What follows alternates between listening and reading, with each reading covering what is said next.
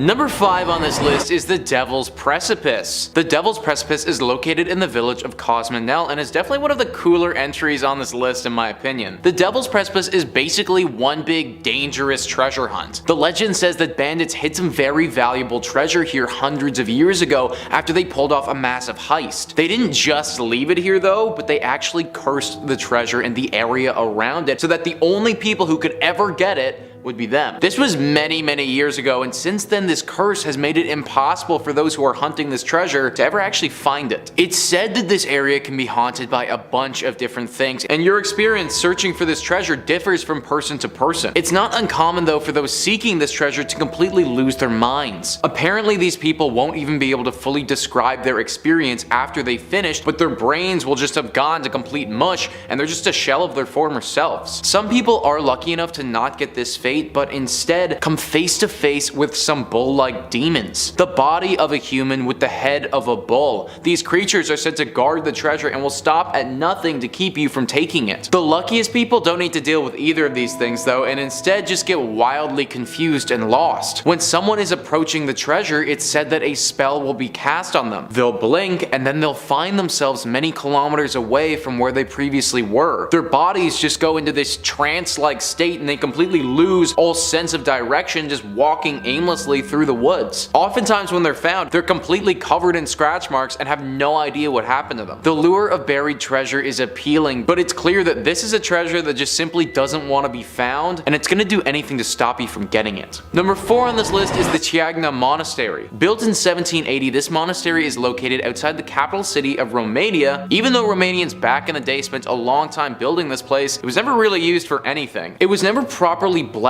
or consecrated, and because of that, it's been host to a series of unfortunate events. It is now the site of paranormal activity. Only 10 years after it was built, Turkish troops came in and raided it. During their raid, they set a fire in this building and everything burned, but the building still stood. Then several years later, the building and those who were in it got hit with a massive outbreak of the plague, and if that wasn't bad enough, the building was also hit later with a massive earthquake which caused the bell tower to collapse and the bell was drawn away by a nearby river. The fact that there's any building left standing at all is actually kind of a marvel, but due to its history, locals say it's super haunted. People warn you of going to this place because if you do, it's said that you'll get hit with some horrible luck. There have also been sightings of very sickly individuals, assumingly victims of the plague outbreak that happened many years ago. The most common paranormal experience at this place though is the ringing of the bell. The same bell that fell off so many years ago will ring out when there's a full moon in the sky. Honestly, the ringing of a bell isn't too bad and would actually be pretty cool to experience if it was a full moon, but if you do decide to go, then I recommend keeping your distance. You don't want to get a slew of bad luck following you around just so you could hear this one ghost bell. Number 3 on this list is Mount Slaza. Mount Slaza is a Polish mountain in the Sudeten Foreland, southern Poland. This mountain has an incredible amount of lore and history connected to it. There's a great article detailing the power connected to this mountain called Psychic Haunting Mount Slaza, written by a man named Nathan, and I'm going to quote his article now. The truth is that Slaza is an ancient ritual site of local Celtic culture later on used by other pagan societies before Christianity came. Over hundreds of years, the place filled with positive spiritual energies, and for this day, these energies can be sensed. It's also a haunted place, but not by some ghosts and apparitions, but by real spirits, and I'm talking about spirits that were never human. Some people call these entities the spirits of nature. In any case, these are the spirits of the mountain. They protect it and they help people in their spiritual pursuits. As spirits of this sort, they can be very helpful, but also very dangerous if you fail to show them proper respect. Unfortunately, a lot of tourists fail to show this kind of respect by leaving rubbish on tourist routes or even by sitting on cult sculptures. Don't do this no matter what kind of sacred place you're visiting. You wouldn't sit down on a crucifix if you're Christian, would you? So that's the history of this mountain and how it's come to be haunted by some ancient spirits. Now the good thing about this mountain is if you ever do decide to go, you don't need to be haunted. If you walk in and you show these ancient spirits respect, then you may even receive a good vision from them. This place will basically give you back what you put into it, so if you do decide to go, then approach it seriously and you should be fine. Number 2 on this list is Chaga Castle. This is another Polish castle that was built in the 13th century, but this one is far more haunted than the last. We currently don't know exactly what the initial castle would have looked like because in 1909 it was rebuilt to resemble the style of the 18th century. It's a very beautiful castle and located right next to a river with incredible scenery. This castle is absolutely riddled with ghosts though. The first ghosts to mention, and the ones that you would interact with first if you were to visit this castle, is a group of dead that lie at the bottom of the river. Back in 1719, as a funeral was taking place, people were walking the casket over the castle bridge. That bridge collapsed into the river and several of the people who fell in drowned. It's been reported by many people going to this castle that the screams of those who drowned can still be heard as you walk over said bridge. The scariest part is that their screams aren't the loudest ones there. A woman's cries for help are the ones that can be heard the most when passing over this bridge, and it's believed that those cries belong to Joachim von Nitz's wife. Joachim was one of the owners of this castle during its history, and what he's remembered for at this location is rather brutal. His wife had an affair and got pregnant with another man's child. Joachim felt exceptionally betrayed and hurt, so he responded by drowning his wife in that river. This wasn't enough for him though, because he actually allowed her to give birth, and then as she watched, he took her newborn child and bricked it up in the chimney. This is why when people pass by the chimney in this castle, the screaming of a newborn can be heard ringing throughout. Believe it or not though, there's still another ghost that haunts this place. This woman's name was Gertrude, and she lived at this place before any of the other ghosts did. One evening she got in a heated argument with her brother. This sparked her inevitable betrayal where she set an army upon this castle. They didn't conquer the castle though, and she was found out. Her brother held nothing back and beheaded her for her actions whilst also cursing her in the process. Now her spirit is cursed to live in this castle forever. For anybody that's counting, that makes 4 separate ghosts that live at this castle. Certainly not a spot that I would recommend visiting. Number 1 on this list is the Rice Complex. The Rice Complex is a massive underground city with a connection of tunnels that is located inside the Owl Mountains.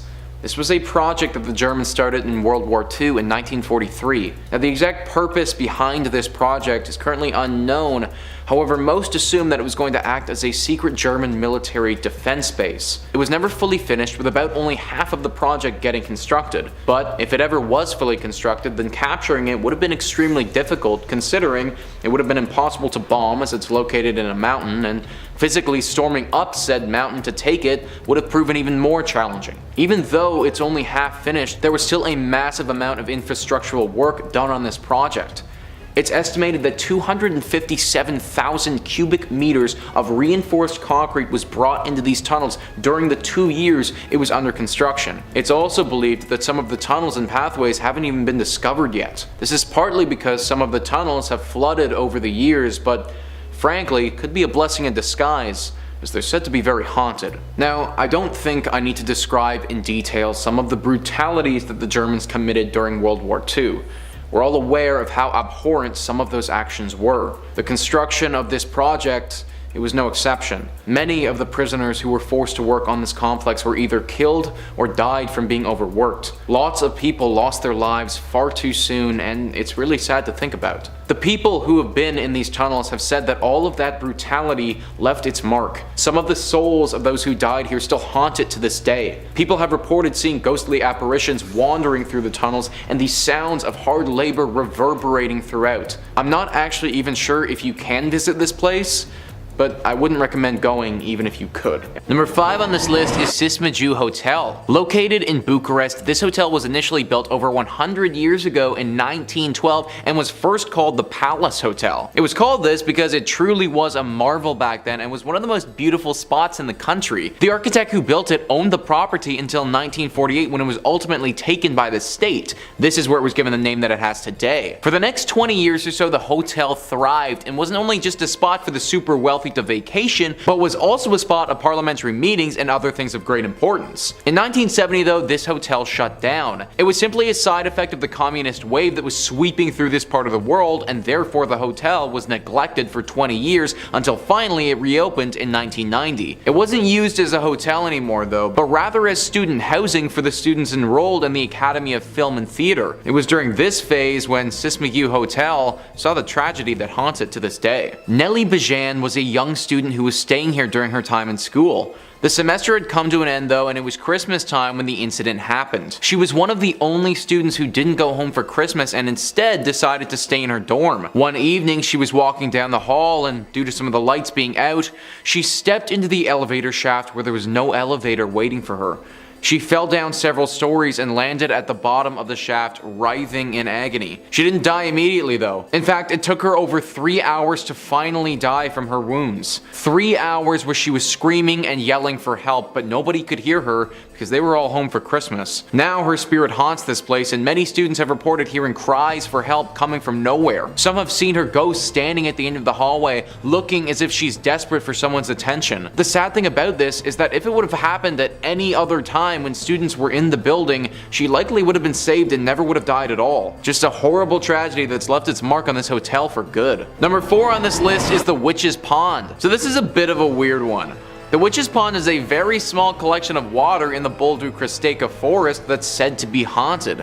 A few legends have come from this place. The first one, which I don't actually think is true, but I'm gonna tell you guys anyways, is that Vlad the Impaler was decapitated here. Now it could be possible that this did happen. The truth behind Vlad's death has been debated for centuries, but I find it unlikely that the killers would take him out to this pond in this forest and do it out here. The second legend, which I think is far more likely and probably did actually happen, is that a witch was killed here. An article on the subject writes, as the legend goes, 18th century villagers put a witch to death in the woods near a swampy pond in colonial era cemetery of Aquia Creek. Her name, it said, was Edith, and her body was tossed into the water. This killing is how the pond got its name, the Witch's Pond. After she was killed, strange occurrences started happening here that couldn't be explained. It said that the water turns blood red in the springtime, and sometimes people see a witch-like figure hovering over this bloody liquid. In other reports, there's a sacrificial altar that's spawned here, and she's standing by it waiting to sacrifice someone. The sound of bodies being thrown into the pond along with a witch's cackle can be heard ringing throughout the forest. Locals avoid this pond, and you should too.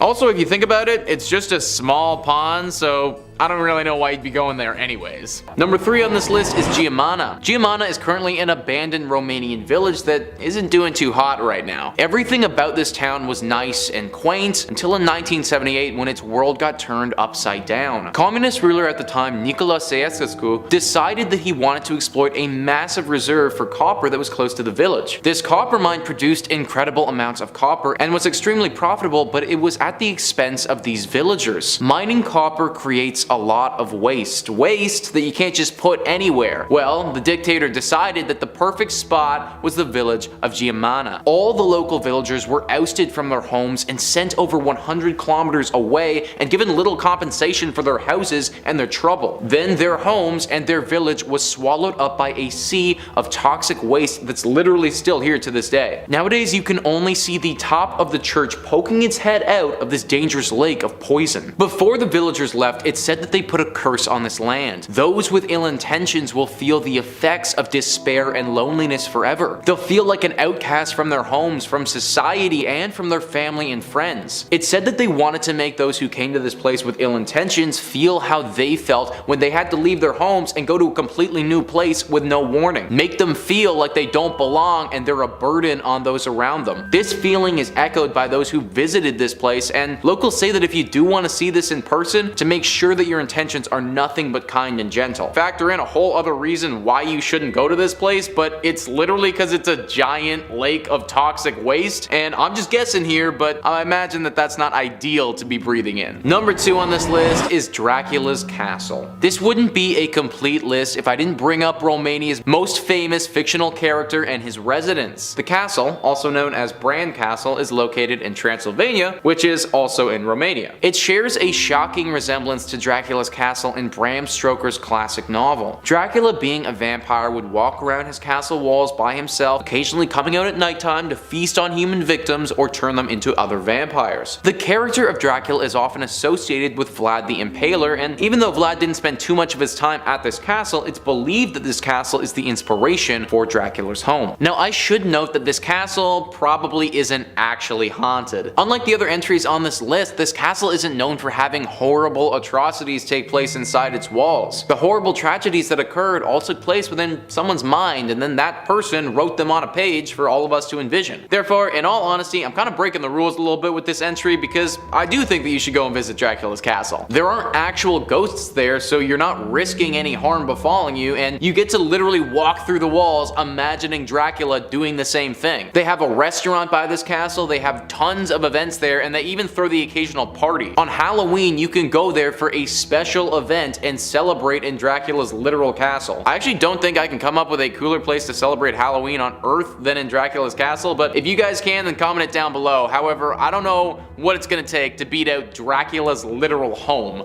So, number 1 on this list is Corvin Castle. Corvin Castle, even though it wasn't written as Dracula's castle, honestly should have been. This is a castle in Romania that has seen its fair share of horrors and it's deeply haunted because of it. This castle has had tons of horror stories over the years. One of them says that Vlad the Impaler was actually held captive here for 7 years in the dungeons, that he lived off of rats and he impaled them after he'd eaten them, that his deep desire for blood and death rose as he was trapped between these walls. Another legend talks of 3 Turkish prisoners who were promised freedom if they dug a 100-foot deep well. The prisoners did this and it took them over 15 years to accomplish the project, but when they were finished, were mercilessly thrown back into their cells and tortured. This castle even has a bear pit in the dungeons. It's said that those who were sentenced to death would be taken and thrown into this bear pit with a hungry bear inside and mauled to death by the animal. Horrific torture devices have been found in this castle and other dark sadistic things that have made it one of the most haunted spots in all of Romania. Now, due to all this violence, there are several curses and hauntings that hang over this place. The first one is the well. Locals warn to never drink from that well, and also if you visit this castle, throw a coin down there and say a prayer. The 3 Turkish prisoners who dug it cursed it before they died and made it so that bad things will come to those who drink the water. The second is a monk. There was a monk who was staying at this castle who was caught eavesdropping on a conversation between 2 people. He was taken outside and bricked until he died. His spirit still roams around the halls of this building to this day, with some people reportedly having conversations with him before. Several other people have seen ghostly apparitions of those who look to be dead, and some have even seen full scenes of people being brutally tortured. Dread, despair, depression, these are all commonly reported feelings from visitors of this castle. Certainly not a spot that I recommend going if you do find yourself in Romania. Number 5 on this list is Trevale Forest.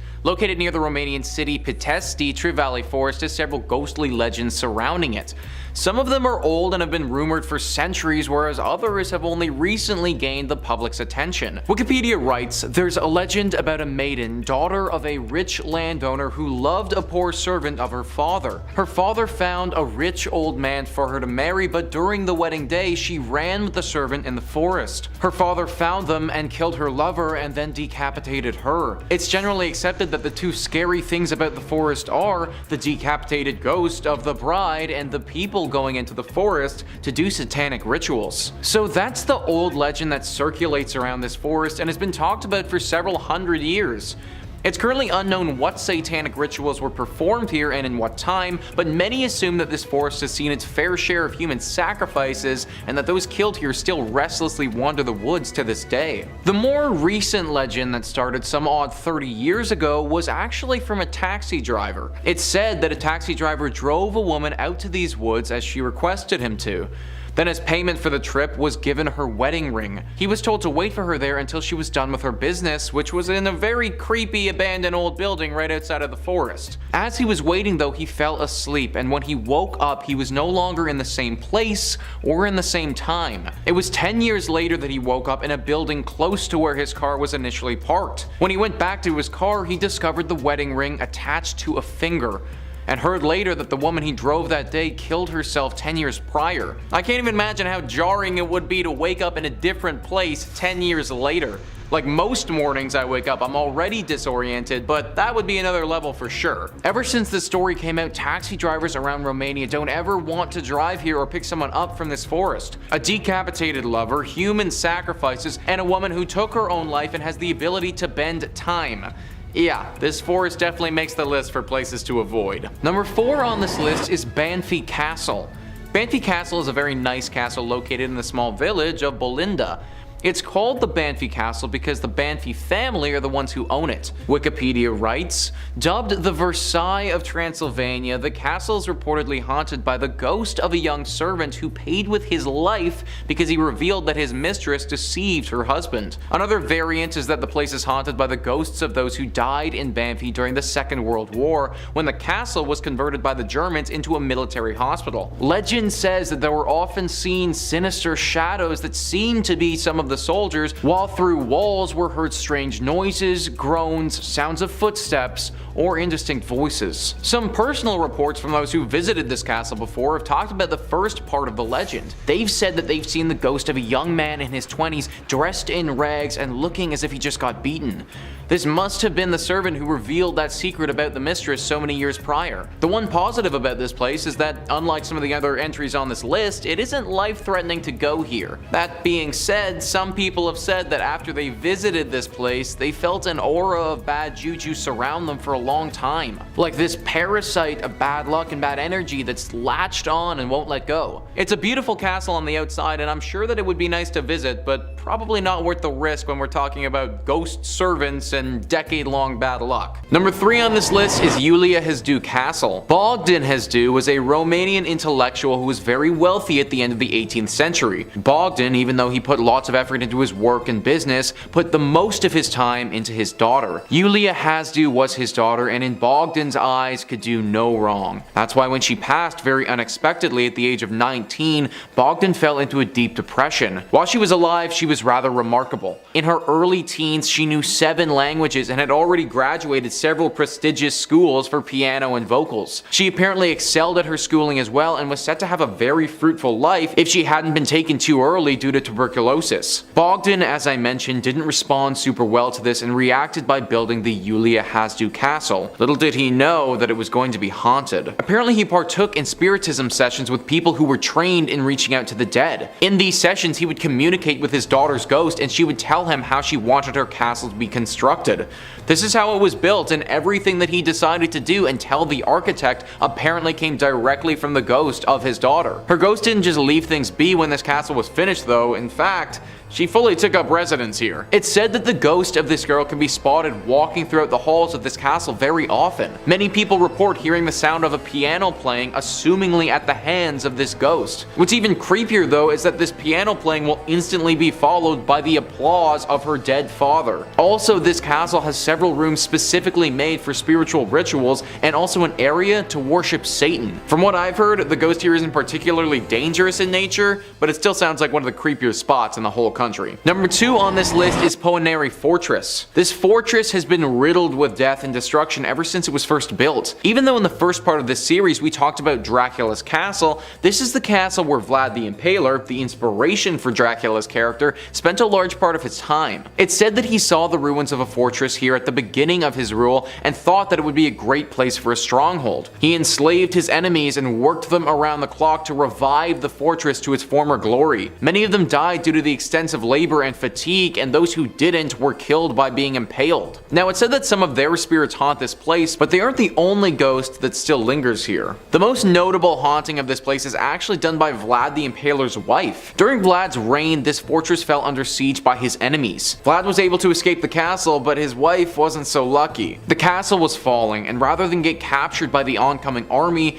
she decided to fling herself off of the castle walls over top of a cliff. Her body fell far and dropped into a river many hundreds of feet below. It's said that the river ran red with blood, and it was nicknamed the Lady's River following this. Her ghost now forever wanders around this castle restless. Some say that her soul can never find peace because she could never forgive her husband for abandoning her all those years ago. This is why locals say that she has it out for any married men that visit the castle. Although visiting this castle would definitely make for a fun day trip, it might just not be worth it. Number 1 on this list is Huu Bachu Forest. Often referred to as the Bermuda Triangle of Transylvania, this forest is on pretty much everyone's list when it comes to the most haunted forests in the world. It all started when in 1968 a military technician took a photo of the area and captured what looked to be a UFO hovering over top of the woods. An article from My Best Place writes, After this incident, other inexplicable events soon followed, including the disappearance of a shepherd and his 200 sheep which were never found again, and the disappearance of a 5-year-old girl who later reappeared 5 years later wearing the same clothes and without having aged even one day. There have also been many first-hand reports from people who have entered the forest only to come out with burns, severe rashes, headaches, and a high fever which they didn't have before. Some studies have revealed higher than usual radioactivity produced by natural uranium present in the subsoil. The part in that article about burns and rashes and other things is one of the most common reports described by the people who go here. It seems that everyone who enters into these woods leaves with some sort of trauma. Most of that trauma is mental though. Feelings of despair and depression are widely documented from pretty much everyone who steps foot into this forest. All of the numerous reports, the photographs, and the general lore around this place has to make it the most haunted spot in all of Romania. Definitely not a forest that I recommend going to if you're looking to get outdoors. In at number 5 we have Ghost Castle.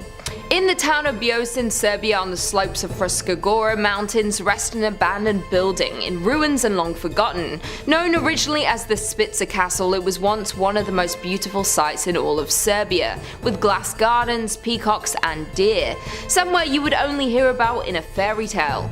It was built in the late 19th century by Edward Eddie Spica, who was the co-owner of the Biocin cement factory. Spica hired the famous architect Imre Stindl, best known for his work on the Hungarian Parliament building in Budapest. The architectural styles of Spica Castle include elements of Gothic, Renaissance, Baroque and Romanesque art. In 1889 the mansion had been finished and the Spica family moved into the castle and lived there until World War II, then leaving in 1941 and moving to Germany. After the war, the ownership of the castle went to the state, and then at various points in time it hosted a school, library, the first Biocin radio station and a restaurant, but as time went on the building was slowly deteriorating. It was also used as a film set for many movies, including the 1970 American war film Kelly's Heroes starring Clint Eastwood. Today the castle is deserted, surrounded by wires, without door or windows and crumbling rooftops. The locals had nicknamed the building as the Ghost House due to many people hearing, seeing and coming into contact with paranormal entities. On more than one account people hear footsteps and screams coming from one of the bedrooms. This creepy, decaying building is scary enough, but many dark tourism enthusiasts come here to see if they too can come into contact with any ghosts and haunted beings. There is a theory from the locals that a boy was roaming the home with his friends but had gone off on his own and never returned. The boy's friends said they heard screams, and when they had run over to the area it was coming from nothing. They had searched in and around the building but the boy was never found, and to this day people still hear his screams. This is one place you should never visit because you may never come back. Coming in at number 4 we have Devil's Town. Devolja Veros, which translates to English as Devil's Town, is a very unusual rock formation said to be created by soul erosion. These peculiar rock towers are located between the Devil's Gully and Hell's Gully near the town of Kuršumlija in southern Serbia. Located on Mount Rattan are more than 200 stone formations, 2 to 15 meters high and up to 3 meters wide, with strange stone caps. This particular place is a huge tourist destination, not only because of its beautiful and unique looking rock towers, but also because of the legend surrounding this eerie place. Locals believe that these weird looking rock formations are actually petrified remains of a cursed wedding party. Apparently these poor people drank from a nearby spring which attracted the devil himself, who tried to cloud their minds and force a brother and sister into marriage. Once the word got to a local fairy, she decided to interfere and turn them all into stone. The locals still insist that the area is haunted by the devil and refuse to spend a night there. If you're brave enough to go to this cursed place, all I have to say is don't overstay your welcome. Devil's Town and their odd looking rock towers continue to be a very rare natural phenomenon, and was actually a nominee in the new 7 Wonders of Nature campaign. Definitely one of the most visited places in Serbia, whether it's because its beauty or its haunted past. It's unknown its true origins, but it's definitely a very creepy place. If you're still willing to travel and see this place, maybe just leave before the sun sets, just in case. Number 3 on this list is Rattan Forest. In this particular forest, they had a pretty tragic event that happened back in the 1940s. There are multiple variations of the legend, but it all boils down to a bride who takes her own life. The first variation of the legend says that the bride came here and took her life after her husband was brutally murdered on the night of their wedding. The second one says that she took her own life before her wedding after a local business owner had their way with her without her consent. Regardless of what led to her taking her own life, she did, and it's now thought by the locals that her spirit haunts this forest and is quite dangerous. A road runs on one side of the forest, and people who drive on it are told to hit the gas pedal and get through it as fast as possible. Apparently this woman will appear on the side of the road and through some means have a car stop. Then she'll convince the driver to come out and follow her into the woods, maybe because she's in danger or because she promised them something once they get in there. Once they've gone deep enough into the forest though, where the road is almost out of view, is when she'll strike. No one who's gotten out of their car to help this woman has ever come back from that forest and is lost to the woods forever. Also, to add some fuel to this legend, there's a lake in the forest that's claimed dozens of lives over the years. Majority of those that have perished here are men as well, which fuels the narrative of how she died. If you happen to be passing by this forest, then do as the locals suggest and gun it down the road. At the end of the day, a speeding ticket is better than a torturous death from a ghost. Number 2 on this list is the House of the Devil. This is your classic tale of a worn out and degraded home that's now haunted. Located on General Propagescu Street in Bucharest, this house has one of the strangest looking exteriors I've ever seen. It's almost 100% covered in ivy, with just tiny spots of the actual home being able to be seen. This really gives off a foreboding sensation and fuels the narrative that something sinister is happening inside the home, hidden from the public's view. A user who's nicknamed themselves Dracula has written on a site detailing Romania's most haunted spots that during the interwar period, a man killed here 2 women and a 3rd woman took her own life. Also, some say that on nights with a full moon on one side of the house, you can see the number 666, a symbol of the devil, and here would live a demonic entity full of hate and anger that can be felt from afar. The number 666 showing up is why this home has been named the House of the Devil. Potentially, the demon that haunts this home possessed that one man who killed the 2 women and forced him to do it. Or maybe the sadistic actions of this man are what summoned the demon in the first place. Either way, it's abundantly clear by looking at this house from the road that it's not the sort of place you want to mess around with. People have said that they feel scared walking by the home as if somebody's watching them. Just that foreboding feeling of a dark spirit or aura in their vicinity wanting to strike. Avoid this house at all costs if you ever find yourself in Bucharest. Number 1 on this list is Cafluega Fresca Forest. Yep, that's right guys. Another forest has made the list. Something clearly needs to be up with these Romanian trees that just makes people act crazy, because this is actually getting a little bit ridiculous. Honestly, this one sounds like something directly from a movie or a video game too. Apparently the forest in question has a curse that hangs over it. This curse shouldn't be detrimental to you or to me, but those that have been cursed by this place are probably not the type of individuals that you'd want to have a run-in with. Several hundred years ago, a monastery was in this forest and it housed a bunch of monks. These monks minded their own business and didn't cause any problems for anyone, but were still senselessly murdered by an army of Turks that was raiding the area. Right before the last monk died though, he made sure to put a curse on everyone who participated in the spilling of blood of his fallen friends. The curse made it so that after these men had died, the ones who murdered the monks, their spirits came back to the forest and are forever stuck in this purgatory state in the confines of these woods. Similarly to the scene in the 3rd Lord of the Rings where Aragorn visits the ghost army in the mountains, this is kind of the same thing but in a forest instead. There's only one safe spot in this entire forest, and it's by a white cross that has remained from the monastery in the center of the woods. I don't like my chances against an army of the living, but I especially don't like my chances against an army of the dead. Not a forest that I recommend going if you want to make it out with your life. Number 5, Leap Castle. There are a ton of old haunted castles in Europe, isn't there? Like, that was someone's house at some point. You gotta think, those chamber pots have been used for like 1,000 years. Ugh, yuck. And of course, some dark and nasty history has gone down there at these places as well. You can feel it almost most of the time. Leap Castle, Ireland. Built around 1250. Our first stone cold stop. This place has seen its fair share of bloodshed. Not just one ghost story, and not just a foe, but a friend. Well, family, actually. One of the most lived in castles in Ireland. It's seen some It's housed many a family, generation after generation. Apparently built by the O'Bannon family, way back. Legend has it, 2 brothers dared each other to jump off a cliff for house rights. Yeah, more of a myth, I think. Then comes the O'Carroll family. Now we get into some actual literature. Father dies, powerful family, no successor to take the castle. However, this turned into yet another brother versus brother kinda duel. Couple stabbings around the castle's chapel, and enter stage left, lots of ghosts. Ruthless, right? The smell of burning and decay now apparently. The spirit of the murdered priest now lurks the stairwell, and often reported by staff as a slain brother. What's with the brothers thing? Among the ghostly figures is also Emily and Charlotte, the ghosts of two girls playing in the main hall circa 1600s era. The most famous afterlife resident, the Red Lady. There have been sightings of this creature for centuries. She roams in a long red dress, tall and lean. The Red Lady carries a huge dagger as well, with her hand raised. Can you imagine?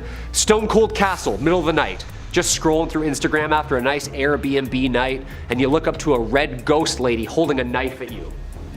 Yeah, I would just like cartoon run on air, you know? Number 4, Kaimuki. As always, if you like what we do here on Top 5 Scary, throw us a thumbs up down below, or leave us a comment to ponder over. Halloween's just next week. Which haunted house does it for you? Churches do it for me, you know? Churches. I don't do creepy, creaky churches, you know? So many floorboards. Okay, so this planet is like old. We're finding things and sites that are literally changing history textbooks as we speak. Göbekli Tepe, Petra, like Syria and Turkey, these places are old, but Greece is like ancient old. Newsweek reported that in 2020, a collection of more than 30 inscribed tablets were found at the bottom of a 3,000-year-old Athenian well in the ancient cemetery of Kaimuki. Yeah, scary enough, right? You see these tablets bear individual curses and prayers to the Greek gods of the underworld. So all sorts of nasty energy just floating atop there. Juta Strazek, who led the excavation, said that whoever ordered the curses inscribed on the tablets was unnamed, but the black magic seen, heard, and felt at the site is present there for all to research. Even though back then black magic and the use of curses was forbidden in Greece during that time, which makes this even more horrifying. Just refound in 2016, the cemetery itself was first excavated in 1870 from the Greek ministry. Progress halted during World War II,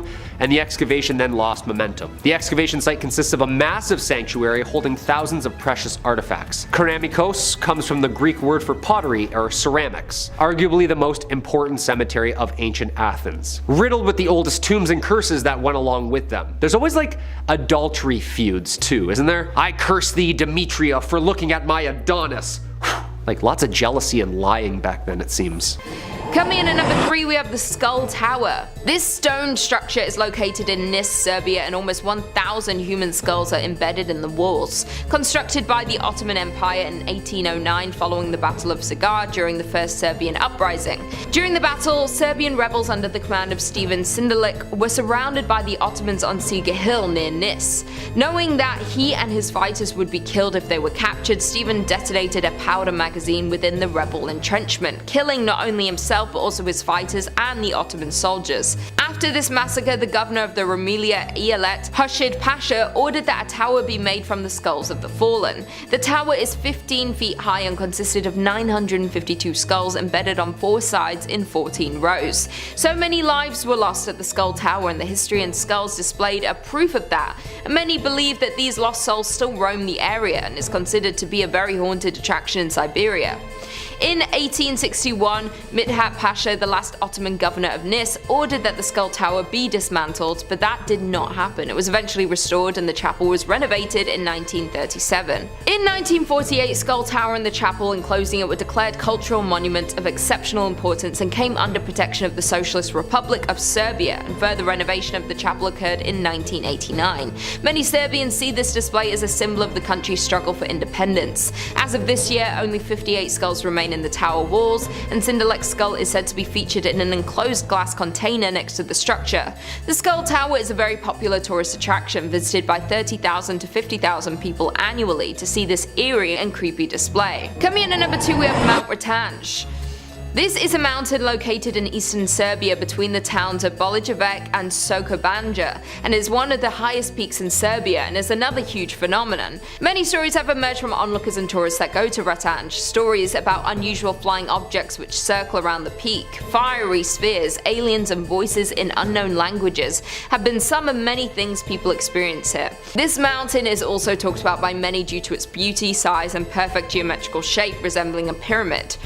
Rattan actually has the same angle of inclination as the Pyramid of the Moon in Mexico, and same angles as the Pyramid of Cheops, and many believe that this is not coincidence. The mystery surrounding Rattan is still the reason for many scientists' arguments. Some say the mountain is actually an ancient pyramid, a natural wonder, the work of a higher power of even aliens. Another local legend explains that the castle of a wizard was located on Rattan Mountain, where he held his treasure, but the castle had eventually disappeared within the mountain, trapping the wealthy sorcerer inside with his treasures, making this a very popular location for treasure hunters in search for lost gold and gems. So many questions loom over Mount Rattan and has created a whirlwind of theories and tourists to come and try and experience the many things rumored to happen here. Others come to Rattan for the rare healing herbs that grow in the mountains, and it emits a type of energy which is beneficial to human health, but this is only a rumor. Everyone who has visited this mountain say they experience a mysterious energy. We may never know if this is positive or negative. And finally, in at number 1 we have Sava Savanovic's Mill. This is one of the most well-known places in Serbia for its ghost stories. This mill is located in the hill of the small village of Saroj in the west central part of Serbia, 3 hours away from the town of Belgrade. The story is that Sava Savanic was a vampire and the first ever vampire that resided at this mill. According to one story, Sava was a wealthy cattle trader and he had fallen in love with a much younger girl who he had proposed to, but she had rejected him. Blinded by anger and jealousy, he decided to kill the girl. After the locals of Saroj found out, they beat Sava to death and buried him outside the local cemetery. But actually, Sava had risen and became a vampire and began drowning everyone who would come to grind grain in his mill. For years, the locals of Saroj lived in fear of the murderous vampire until they came together and stabbed him with a hawthorn skate, killing him forever. And legend says that a butterfly escaped from Sava's grave, which meant that Sava is still visiting the mill to this day. The citizens of the village tell many stories about the horror they have faced from this creature, and it's the most known horror story throughout all of Serbia. And in 1880, one of the most famous Serbian authors, Milovan Glisic, wrote the book 90 Years Later, rooting from the story of this famous vampire, and was in fact published 17 years before Bram Stoker's Dracula. And then in 1973, all of the stories of the vampire were turned into Serbia's first horror film, Butterfly.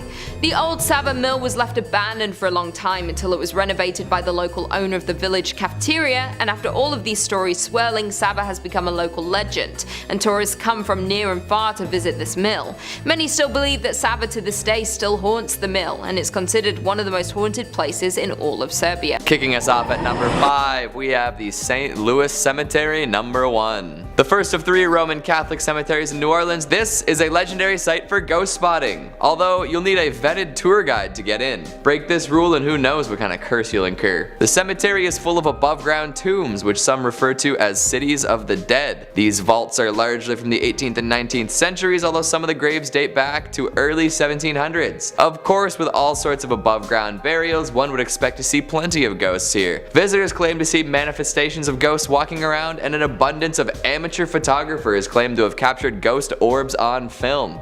Digital too. Some ghosts are more famous than others, but at the St. Louis Cemetery number 1, none are as well renowned as Mary Laveau. The voodoo queen of New Orleans, Laveau made a name for herself through fortune telling, occult studies, and herbal medicines. These days, gawkers claim to see her floating through the cemetery where she's buried, wearing her signature bright colored clothing and white turban. Guests have reported being scratched, pinched, shoved, or even coming down with sudden unexplainable illnesses after seeing her ghost. For many years, followers of the occult would visit her tomb and mark it with 3 X's, but this led to more severe vandalism and it has been refurbished since. Laveau isn't the only ghost to roam the graves, but she is definitely the most well known. Just watch your back if you choose to visit and stick with the tour guide. Next up at number 4, the Hanging Jail. The Gothic Jail of De Ridder was built in 1915. Anything Gothic has a higher chance of being haunted, it's just how architecture works. That's why the Notre Dame is so full of ghosts. That and the whole Claude Frollo situation. Spirit appreciators in the know believe that the jail is haunted by 2 men hung for the slaying of a taxi driver. Joe Genna and Moulton Brasseau hired a taxi driver late one night and told him to drive. For reasons still up in the air, they killed him. Not knowing what to do with the body, the two men dumped it in the old Pickering Mill pond and ran off into the night. Maybe they drove off. I wonder if they took the cab. The body was found and traced back to the two would-be on-the-run murderers, and such they were convicted and then hung from the 3rd floor gallows. The interesting thing about the gallows though is that a spiral staircase circles around the noose. So there's a vertigo-inducing set of stairs surrounding the ominously hanging noose. Definitely a ghost creator if I've ever seen one. In addition to this lovely feature, there's also an underground tunnel connecting the jail to the next door courthouse. That is a tunnel you would not want to find yourself in after hours. Who knows what kind of crooked-necked wailing ghosts you find down there. Of course, there are plenty of people who claim to have captured photos of the ill-fated duo along with many other unlucky lawbreakers. Just remember kids, if you want to be a ghost, constantly do things that you'll regret. That way, you'll have all sorts of reasons to stick around for the afterlife. Number 3. Kaimuki House. This Halloween, if you're trick-or-treating, listen to old Uncle Kyle and do not go near this house. Located in the Kaimuki neighborhood of Honolulu, Hawaii, this place has a horrifying reputation. Apparently, murder and a most foul nature has occurred in the house many times. Murder case after disappearance, the local stories became fiction. It's now known by locals as the most haunted place on the island. And here's why. The house itself looks like a normal, surf-friendly home. Yeah, not really. Enter stage right, the Kasha. The Kasha is a creature said to reside in the actual house. It's a man-eating ghost from Japanese folklore. Not just story, the events from the Kaimuki house have been documented. Well documented. Interpretations of the monster includes a ghoul who lives and feeds on the dead, a cat-like demon from the sky who steals away bodies. However, all 3 versions have one thing in common. It's hunger for corpses. Ooh. In 1942, police officers were called to the house by a woman who apparently kept repeating, "She's trying to get my children." Upon entering the house, the officers could do nothing but apparently watch in horror as the members of the family were all levitating and ragdolled and hurled across the room by an unknown force. The police were baffled and decided to just load everybody up in the car and leave the premises. The original Kaimuki house was torn down during the summer of 2016 and has since yet been under investigation and new construction. Okay. So no vacation in Hawaii this summer. Noted. Number 2. Ancient Ram Inn. Of course we needed an ancient old haunted inn, didn't we? Isn't this the start of like every great horror movie? The lights flicker in an old haunted inn in the middle of nowhere. The bell dings but no one answers. Should have been a writer. Well, luckily this is also a functioning pub, and it's located in Watton-under-Edge, a market town within the district of Gloucestershire, England. Look at this place. It's like bending and molding to the earth, like a fence that's grown around a tree. This thing is old. The inn has been owned and operated by many people, going back as far as 1,000 years, since like 1145.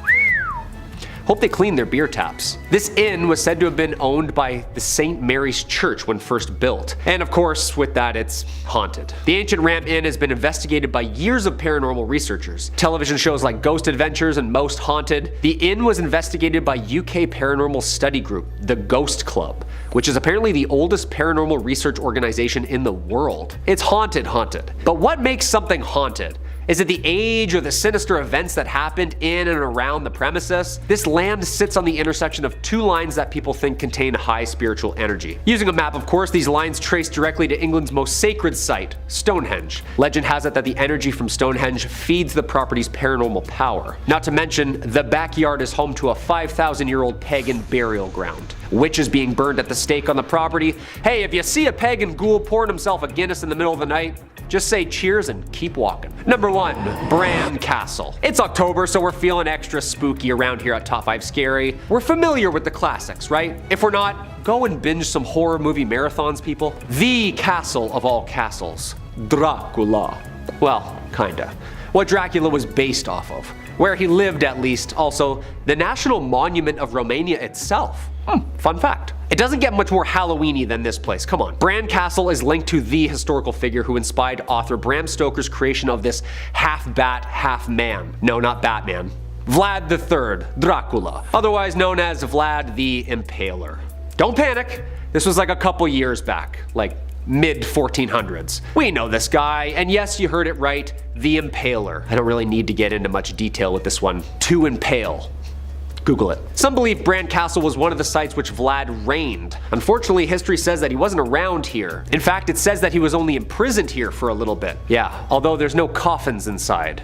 So what makes this place so scary? Apparently during Stoker's research to the region of Transylvania, he came across accounts of the atrocities committed by Vlad and used the Dracula name after studying him. And of course, this castle, built out of wood originally, somewhere around the 11th, 12th century, seems to be pretty fitting upon research of the old haunted castles territory. Unfortunately, this 1,000-year-old home isn't really a home anymore, just home to relics now, and the occasional cold breeze and fuzzy camera picture. Bran Castle acts as a museum now and a popular Halloween destination. Apparently they found a gold casket that houses the heart of Romania's Queen Marie in the walls. Yeah, that's pretty haunted castle material, no? Starting off at number 5, we have Naguro, Japan. If you were to travel out to this sleepy valley village in remote Japan, you might see a lot of elderly folks working the land, putting up signposts, playing with children.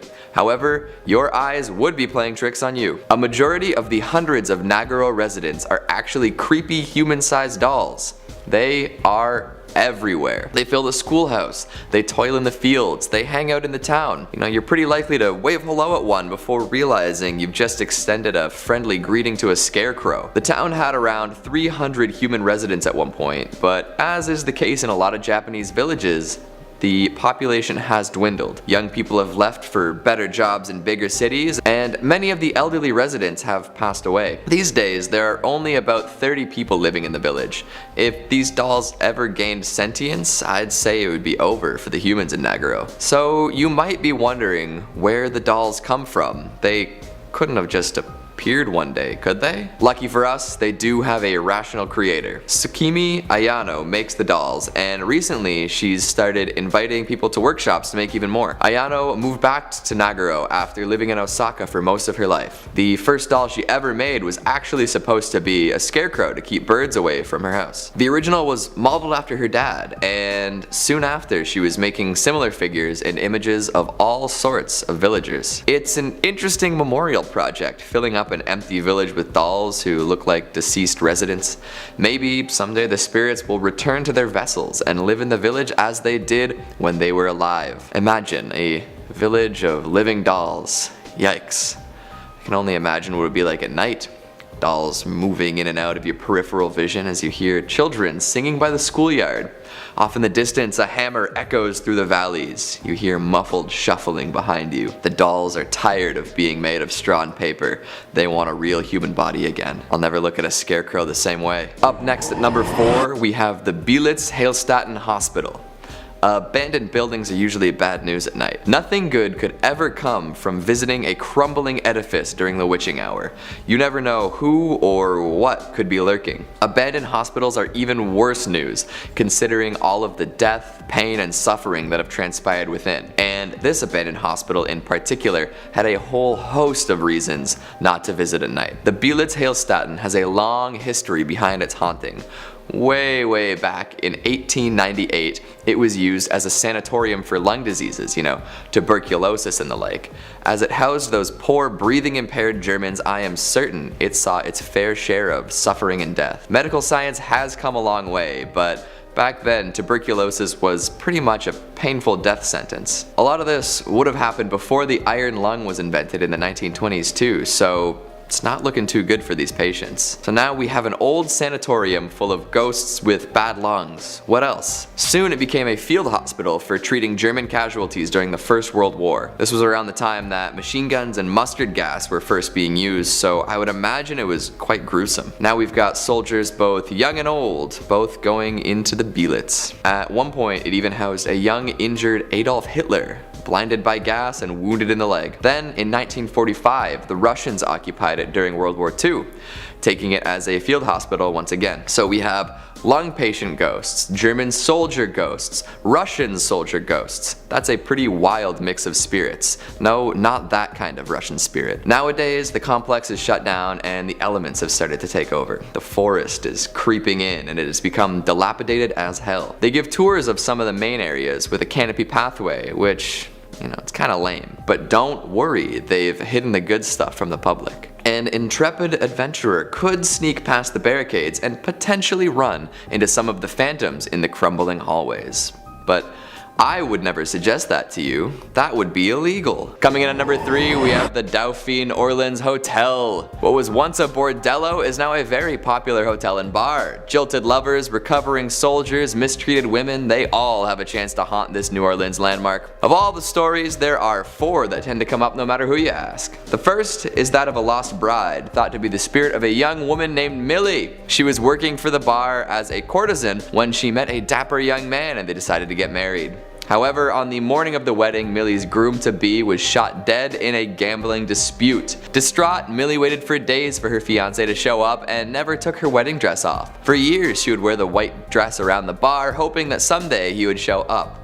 Now her ghost wanders the hotel in her dress, waiting for her love. Another classic story is that of the dancing girl. A young teen has been seen dancing around in the ballroom. Many a drunk guest has claimed that a young girl helped them to their room, all the while dancing as if she were floating on air. There's also the tale of the rebel, a ghost dressed in a dark Confederate uniform. While no battles took place in New Orleans, plenty of wounded soldiers would end up in the city for rest and recovery, and maybe a little bit of time at the bordello. This ghost has been seen pacing the outer courtyard, earning the nickname the Worried General. And of course, the bar itself, known as May's Place, is full to the brim with ghosts. Employees claim to have seen all sorts of unexplainable stuff, from glasses falling down from high shelves to locked doors opening up on their own to brochures swirling around like fall leaves. If you're looking for a haunted overnight stay, the Dai Orleans is probably your best bet. Don't go paying any of the ghosts for services though, you probably won't get what you're expecting. Coming in at number 2, Myrtles Plantation. Built in the late 1700s, this is considered by some to be one of America's most haunted homes. Made extra legendary by the multiple photographs taken featuring ghosts, you'd be hard pressed to find an ectoplasm enthusiast who hasn't heard of young Chloe. Chloe was a young slave punished for eavesdropping on the family. She took her revenge later on in the form of a poisoned birthday cake. It was served up to the owners of the house, and within 3 hours,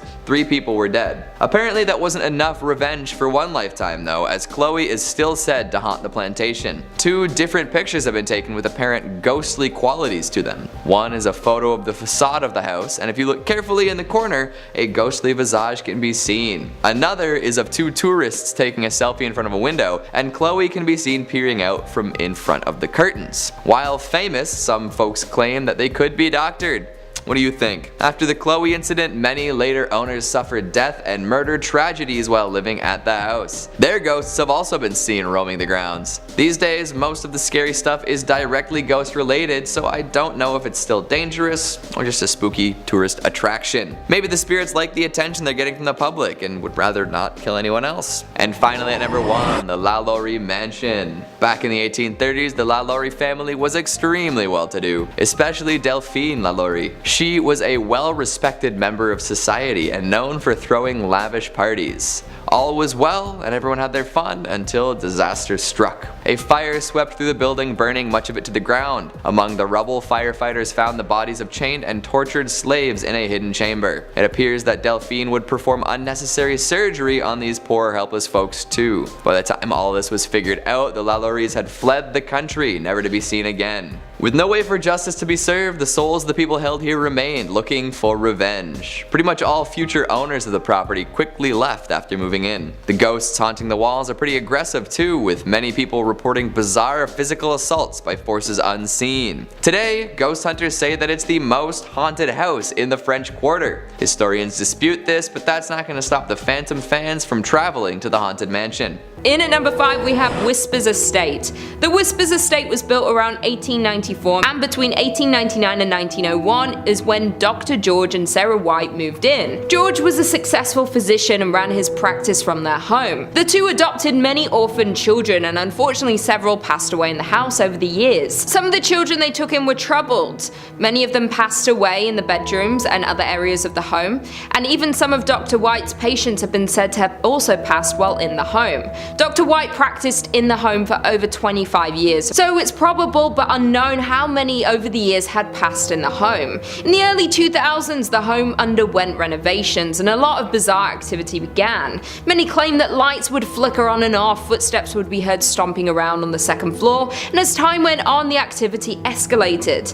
To this day, people reserve time to come and experience all this paranormal activity, and are encouraged to write down any experiences they had while in the home, and these accounts accounts are posted to the Whispers Estate's official Facebook page. You can go through the page and find creepy photos people have taken that show demonic figures, ghost-like creatures, and even orbs. It's also pretty common for the guests to be scratched up by unseen fingernails or touched by an unseen hand. The estate earned the Whispers moniker after the numerous guests that experienced somebody whispering in their ear, somebody they couldn't see. Due to the amount of people who have passed at the home in its early days, it's like there are a number of different spirits that haunt the estate to this day. The Whispers Estate is known as the 4th most haunted house in the United States, but many who have visited believe it to be the most haunted house in the entire country. In at number 4 we have Rhodes Hotel. The Rhodes Hotel was established in 1893 and was named after the first owners, Clara and Newton Rhodes. The youngest child in the Rhodes family, Everett, passed in one of the second-story bedrooms after contracting tuberculosis at 18 years old. Soon after their daughter's death, Newton unfortunately died, and it's believed he had died inside of the house. After Newton's passing, Clara turned the house into a dual brothel and speakeasy. It's said that one of the ladies of the night, Sarah, still haunts her bedroom tucked behind the stairs on the 2nd floor. After Clara's death, the family home was opened as a hotel in the late 1800s and was meant to house those flocking to East Central Indiana during the natural gas boom. It's even believed that John Dillinger and Al Capone stopped at the hotel for a stay after hitching a ride on a train to Indiana. Not only did the family pass in their home, but a preacher by the name of Lester Poor supposedly hanged himself in the attic during the time when the home was converted to a hotel. But many believe his death could have been a murder. Due to the hotel's rich history, many locals and visitors have experienced paranormal activity, and everyone in the town knew that many spirits that passed in the building still haunt it to this day. The hotel closed its doors in 1937 and the property remained in the Rhodes family hands but sat empty for more than 30 years. The hotel and its contents were eventually auctioned off and it landed on the National Register of Historic Places, and the hotel saw 3 owners before the Haleys took it over for restoration. The Rhodes Hotel was purchased by Clint and Linda Haley in 1995, and they heard rumors about the haunting of the hotel, but this didn't faze them. They were more worried about the work they'd have to do to restore the home. The Haleys claim that they didn't encounter any paranormal activity, but many find that hard to believe. The hotel was up for sale again in 2017 when a man by the name of Couch took it over for his charity. Couch had launched the Lost Limbs Foundation 4 years earlier, which raised funds for prosthetic limbs for children. To this day, Couch's charity has owned and run the hotel. Not only had it been named among Indiana's most haunted places, but the hotel is consistently booked for private and paranormal investigations. The overnight investigation tickets can get up to $200, and this hotel attracts people from across the country. There have been many investigators that believe there is extensive activity in this old hotel, and people have captured a figure-like shadow moving across the living room curtains with the use of night vision cameras. Most commonly, people hear whispers and the 2nd floor creaking when no one is inside. Unlike the Haleys, Couch said he's seen and heard supernatural happenings in the hotel since moving onto the property in 2017. He's heard footsteps on the staircase, the property camera has turned off randomly, and picked up voices before the footage flickers back on. Once, while hosting an investigation, Couch said he witnessed one of many Victorian dolls left behind from a previous owner jump off of its chair. Coming in at number 3, we have McCamey Manor. It's very likely you've already heard about this one recently. It went viral for offering $20,000 to anybody who can complete it, with a $500 penalty for every failed challenge and use of profanity. Don't get too excited, you haunted house aficionados, because this is no regular spook show. McCamey Manor is an extreme haunted house that operates year-round. Over 24,000 people are chomping at the bit for a chance to test their mettle, yet not one single person has made it through. How is this possible, you ask? Well, it's literal torture. Visitors can expect to be drenched in fake blood, screamed at by actors, locked in tiny freezers, put underwater, dragged across concrete, and more. In fact, there's a pretty rigorous screening process that involves one of the most insane waivers I have ever seen. Actually, this waiver is probably the most insane thing experienced lawyers have seen too. Here are a few excerpts just to give you an idea of what exactly is going on here. Once a participant enters or McCamey Manor, there is no quitting unless serious physical or psychological injury is present. Injuries may occur during the tour of which include, but not limited to, head, neck, and back injuries, death, stroke, traumatic brain injury, brain aneurysms, cerebral or retinal hemorrhage, subdural hematoma, loss of consciousness, whiplash, harmful heart reactions, nausea, headache, dizziness, lacerations, broken or sprained bones, torn ligaments, bleeding wounds, scrapes and or cuts, heat stroke, or drowning. Their tour may include the use of hypodermic needles, zappers, tasers, or dog shock collars. A nail may pierce their hand may be smashed with tools. Medication may be given that includes hallucinations or sedatives given in pill form or by hypodermic. They may be fish hooked, which may inadvertently cause rippage to the mouth area. They may have a tooth extracted without Novocaine. They will be participating in various medieval torture devices such as knife throwing while strapped to a spinning wheel. MK Ultra or mind control may be used. Water torture may be used. And those are just some of the things on this crazy waiver. There's been some controversy around McCamey Manor's hiring practices and also how they screen their participants. So I would just stay away in general unless you're looking to hear the screams of people being tortured.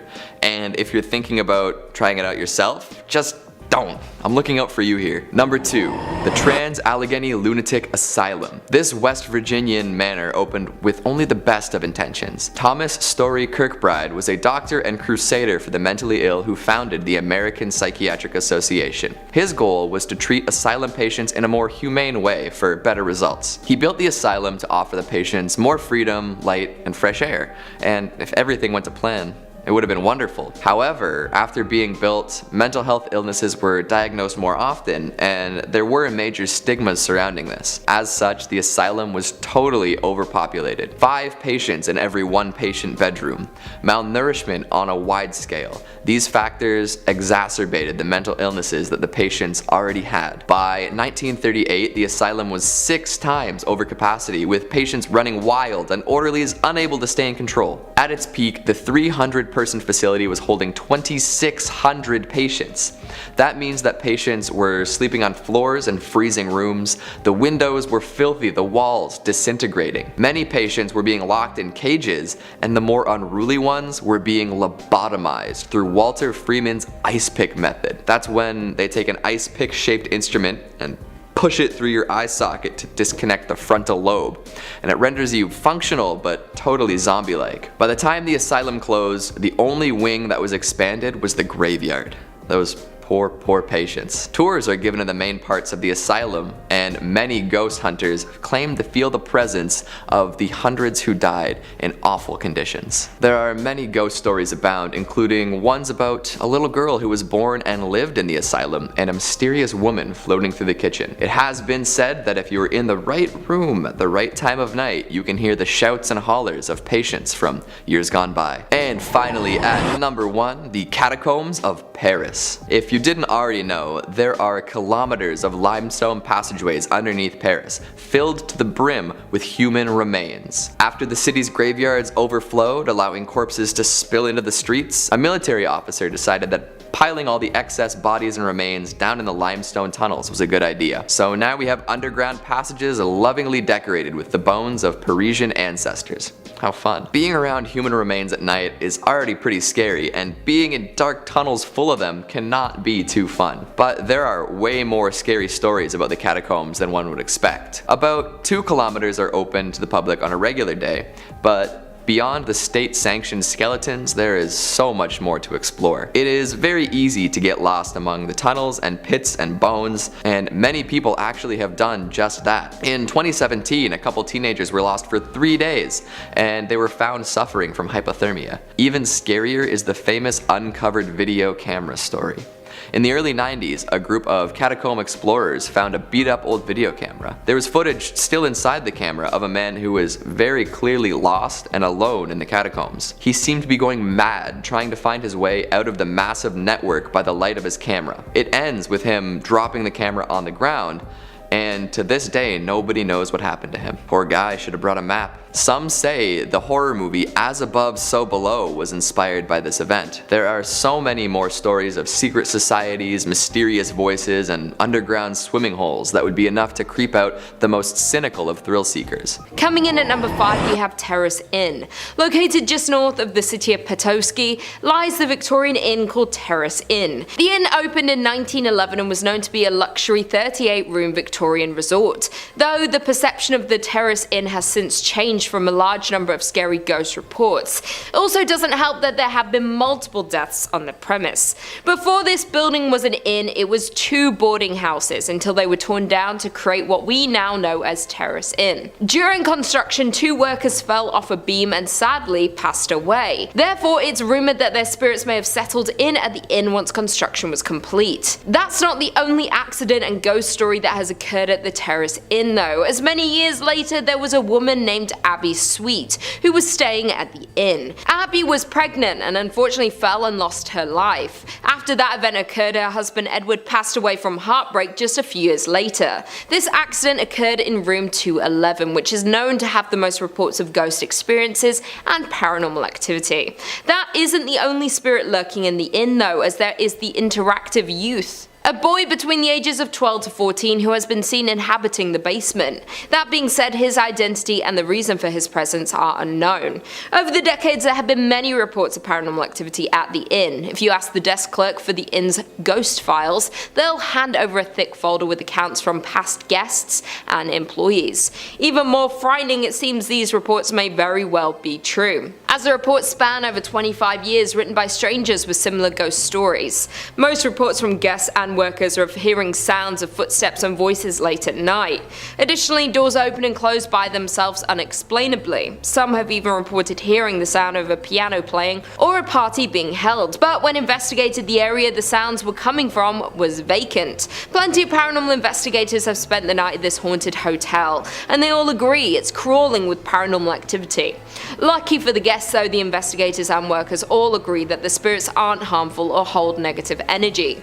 That all being said, this historic inn remains one of our most paranormally active locations in Michigan. In at number 4 we have Sol Choi Point Lighthouse. On the shores of Lake Michigan sits Sol Choi Point Lighthouse. The lighthouse has been in operation since 1895 and it's the only active light left on the lake, but behind its walls holds the stories and spirits.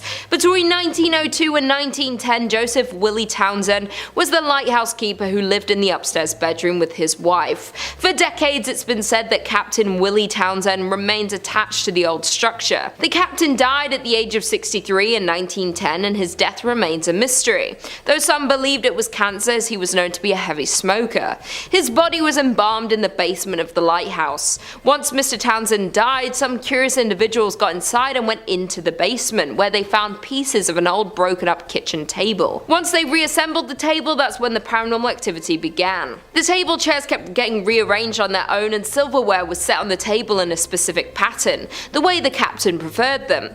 There have been multiple reports of a strong smell of cigar smoke within the lighthouse. Additionally, the captain's face has been seen in the upstairs bedroom mirror on 13 different occasions. The Sol Choi Point Lighthouse is one of the Upper Peninsula Paranormal Research Society's favourite spots to investigate due to its high activity from the paranormal. They have seen the alleged shadow of Townsend move behind the curtains of the lighthouse and have also seen him appear in a mirror. Not only that, but one guest had even said that during her visit she saw a man wearing a heavy blue coat walking across the yard of the lighthouse. She waved at the man, but he just ignored her. Not thinking much of it, she went on with her day. When the guest got home and did research on the lighthouse, she realized the man she saw was the captain himself. And to this day, those who visit Sol Choi Point Lighthouse leave with stories that turn non-believers into believers of the paranormal. In at number 3 we have Avon Bridge. The Avon Bridge is known to be haunted by almost every local living in the area. It is a massive trip-arch railroad trestle spinning a rural road over White Lick Creek. The bridge is a fascinating landmark in Hendricks County with lots of legends and history surrounding it, some more sinister than others. There are a few historical facts about the bridge that we do know. It was built in 1906 off County Road 625, was designed by W.M. Dunn, and is still used today. Many haunted stories surround this bridge and the area surrounding it. One story claims claims that a mother had been walking on the tracks and fell to her death. The mother's wailing could be heard when you drive under the bridge. It's common for many locals to honk when driving under the bridge in an effort to muffle her screams. Another story is that a drunk rail worker slipped during construction and was buried alive in the wet cement. The tale is that when a train goes over the bridge, people claim to still hear his moaning. Many locals say that if you go near the bridge at night, you will hear moaning and can see a ghostly figure of a ghost, or even 2 or 3 at a time. If you're traveling near the bridge on a hot summer day, you may be witness to the ghost's tears streaming down the concrete. Many people don't even refer to it as the Avon Bridge. It's often called the Haunted Avon Bridge because of the number of accounts of ghost sightings and constant sounds of the moans and screams heard from the ghosts that haunt the bridge. In at number 2 we have James Allison Mansion. The James Allison Mansion was built for James Allison, and it was a dream home, done in a grand design and style that exhibited James's wealth and importance. James was an important figure in the auto and plane industry, greatly helping in the development of cars and airplanes. He founded the Presto Light Company, which produced the first efficient headlight for early automobiles, and was a founding partner in Carl Fisher's Indianapolis Motor Speedway. He also started Allison Engineering Company, which evolved and transformed into an aircraft engine make known today as the Allison division of Rolls-Royce. James purchased the 65-acre estate, and he and his wife Sarah built this glorious mansion, starting construction in 1911 and finishing in 1913. The massive home had an elevator, a billiard room, an indoor pool in the basement, a breakfast room, a library, a grand kitchen, and even pumped-in ice water. 15 years after the Allisons built their forever home, James then fell in love with his secretary, and he divorced his wife Sarah in 1928. Only a month later, James married this former employee, Lucille Musset. However, James contracted a fatal case of pneumonia and died shortly after marrying his second wife at the age of 56. In 1936, the estate went up for sale, and that same year it was bought by Sisters of St. Francis of Oldenburg. The former Allison home became a home for the college's library, administrative offices, classrooms, and sleeping quarters for the sisters. There have been many things seen and heard throughout the years since it became a college. There was a girl who had drowned in the pool in the basement, and James's untimely death in the home. Both people could be haunting this mansion to this day. It's said that people who pass through a sudden accident or a bout of illness, sometimes their spirits hang around, perhaps unaware that they have died or not wanting to accept their deaths. And this is the case for both the little girl and James. The entity of a little girl is often seen throughout the mansion. There are strange cries that are heard from the basement, in the attic, and objects seem to move by themselves and can completely disappear. There is another entity seen and could possibly be more than one, and they like to take keys and objects and move them to odd places. The library in particular is often completely rearranged, like the books and furniture. And finally, in at number 1 we have French Lick Springs Hotel. Nestled in the small resort town of French Lick sits the massive French Lick Springs Hotel. This legendary hotel was constructed in 1845 and is a crown jewel of the southern Indiana town. But there's more to this resort than meets the eye. This Indiana hotel is known to be one of the most haunted places in the state. Thomas Taggart was a mayor at the time and purchased the hotel in 1888. After purchasing the hotel, he added luxurious furnishings, marble floors, and built 2 championship golf courses. During this time, Taggart became the Democratic National Chairman, and the hotel became the unofficial headquarters of the Democratic National Party. In 1931, Franklin Roosevelt visited the hotel because of its democratic standing and won the presidency a mere year later. Over the years, the hotel and the work Taggart put into it made it one of the most prominent hotels in the area, and even ran the West Baden Springs Hotel out of the business. Unfortunately, in 1916, Taggart passed away, but according to local legend, his spirit has never left the building. Taggart died in 1916, but that hasn't stopped rumors of sightings of this famous hotel owner. Guests and employees frequently encounter strange and paranormal activity throughout the hotel, and they believe it is caused by Taggart himself. Many spot his ghostly figure near the service elevator and can pick up a strong scent of pipe tobacco.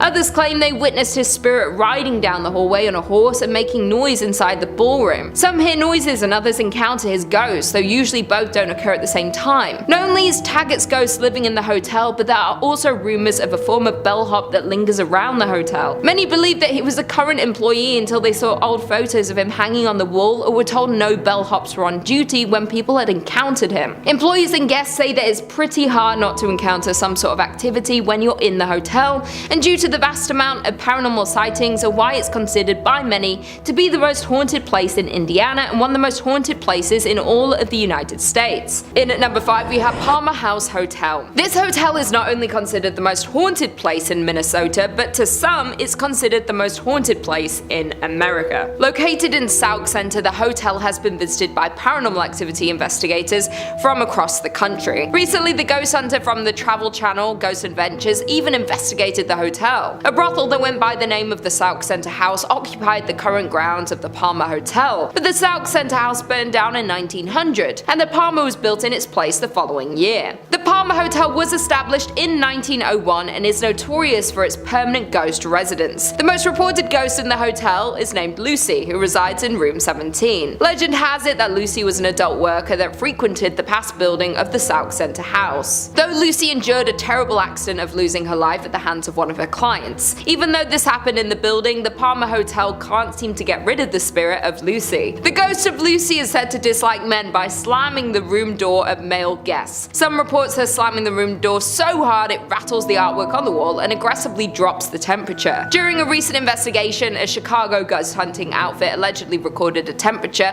of -1 degrees Fahrenheit during their stay. Additionally, there was a couple staying at the hotel that reported a horrifying ghost encounter in room 17, where the wife woke up in the night and suddenly saw a lanky man dressed in 1920s clothing standing at the foot of the bed. Other active areas include the bar in room 22, home to a spirit named Raymond, rumored to be Lucy's manager.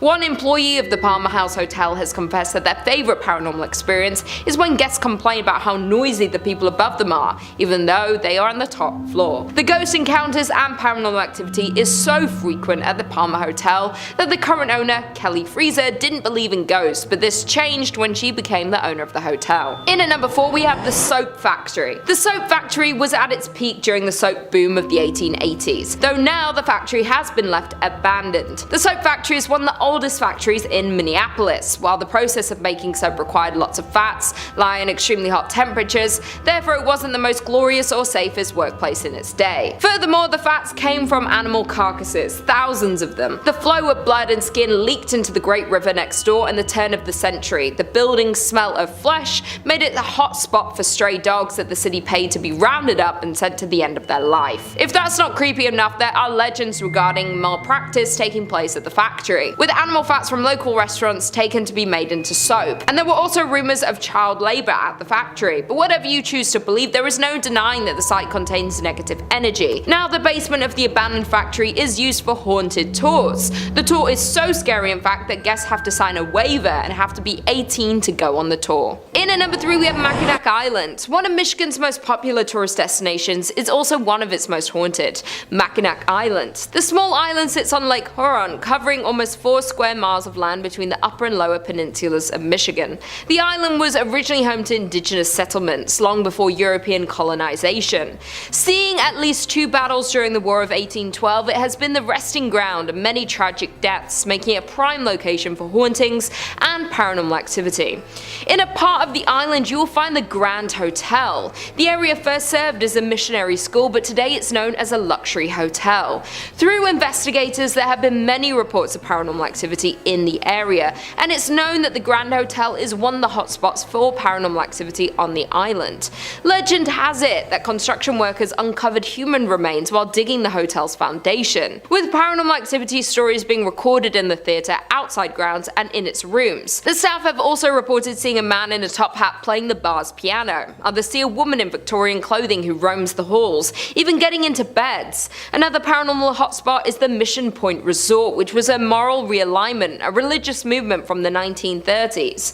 The resort's popular ghost story is about a man named Harvey who died in the late 1960s. Supposedly, Harvey was dealing with a broken heart and ended his life behind the resort, not being found until 6 months later. Some people believe there's more to the story, that he was perhaps murdered. That being said, Harvey is often reported in the resort's theatre, where visitors have reported being pinched or poked. With the never-ending ghost stories and paranormal reports, the island is deemed the most haunted town per capita in the United States, with 16 haunted locations per 478 people. It is safe to say that there are some paranormal activities and ghosts lurking on the grounds of the island. Coming in at number 2 we have Holly Hotel. Due to the growing number of railroad passengers passing through the area, area, the hotel was built in 1891.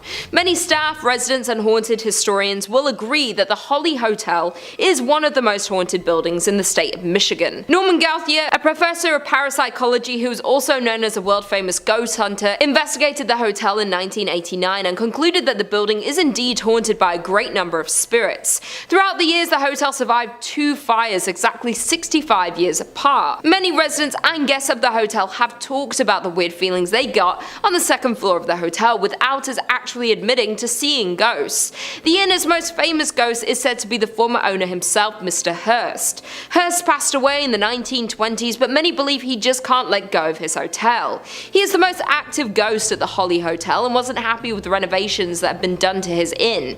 The rumor is if you see a man wearing a frock coat and top hat and smell cigars, you most likely have met the man himself. The other most common spirit would be with the former hostess, Nora Kane. According to the hotel, Nora's ghost is seen most often in the bar and back hallway. She has been heard playing the piano or softly singing a tune throughout the hotel, and her flowery perfumes can be faintly smelt when she is around. Those are only the 2 most common spirits of the Holly Hotel, though there are so many more encounters reported by visitors and ghost hunters. And finally, in at number 1 we have Beeson Mansion. Found in Niles, Michigan sits an old mansion that was built in 1847. The home was constructed by a local whiskey distiller who sold it to an attorney, Strother Beeson, and that's why it was referred to as the Beeson Mansion. Across the street of the mansion lies the family's private cemetery. Strother built the tomb across the street as a final resting place for his mother, and it wasn't too long afterward another family member joined the cemetery. Strother's son, born in 1969, tragically passed away, and a total of 12 family members are now entombed in the crypt.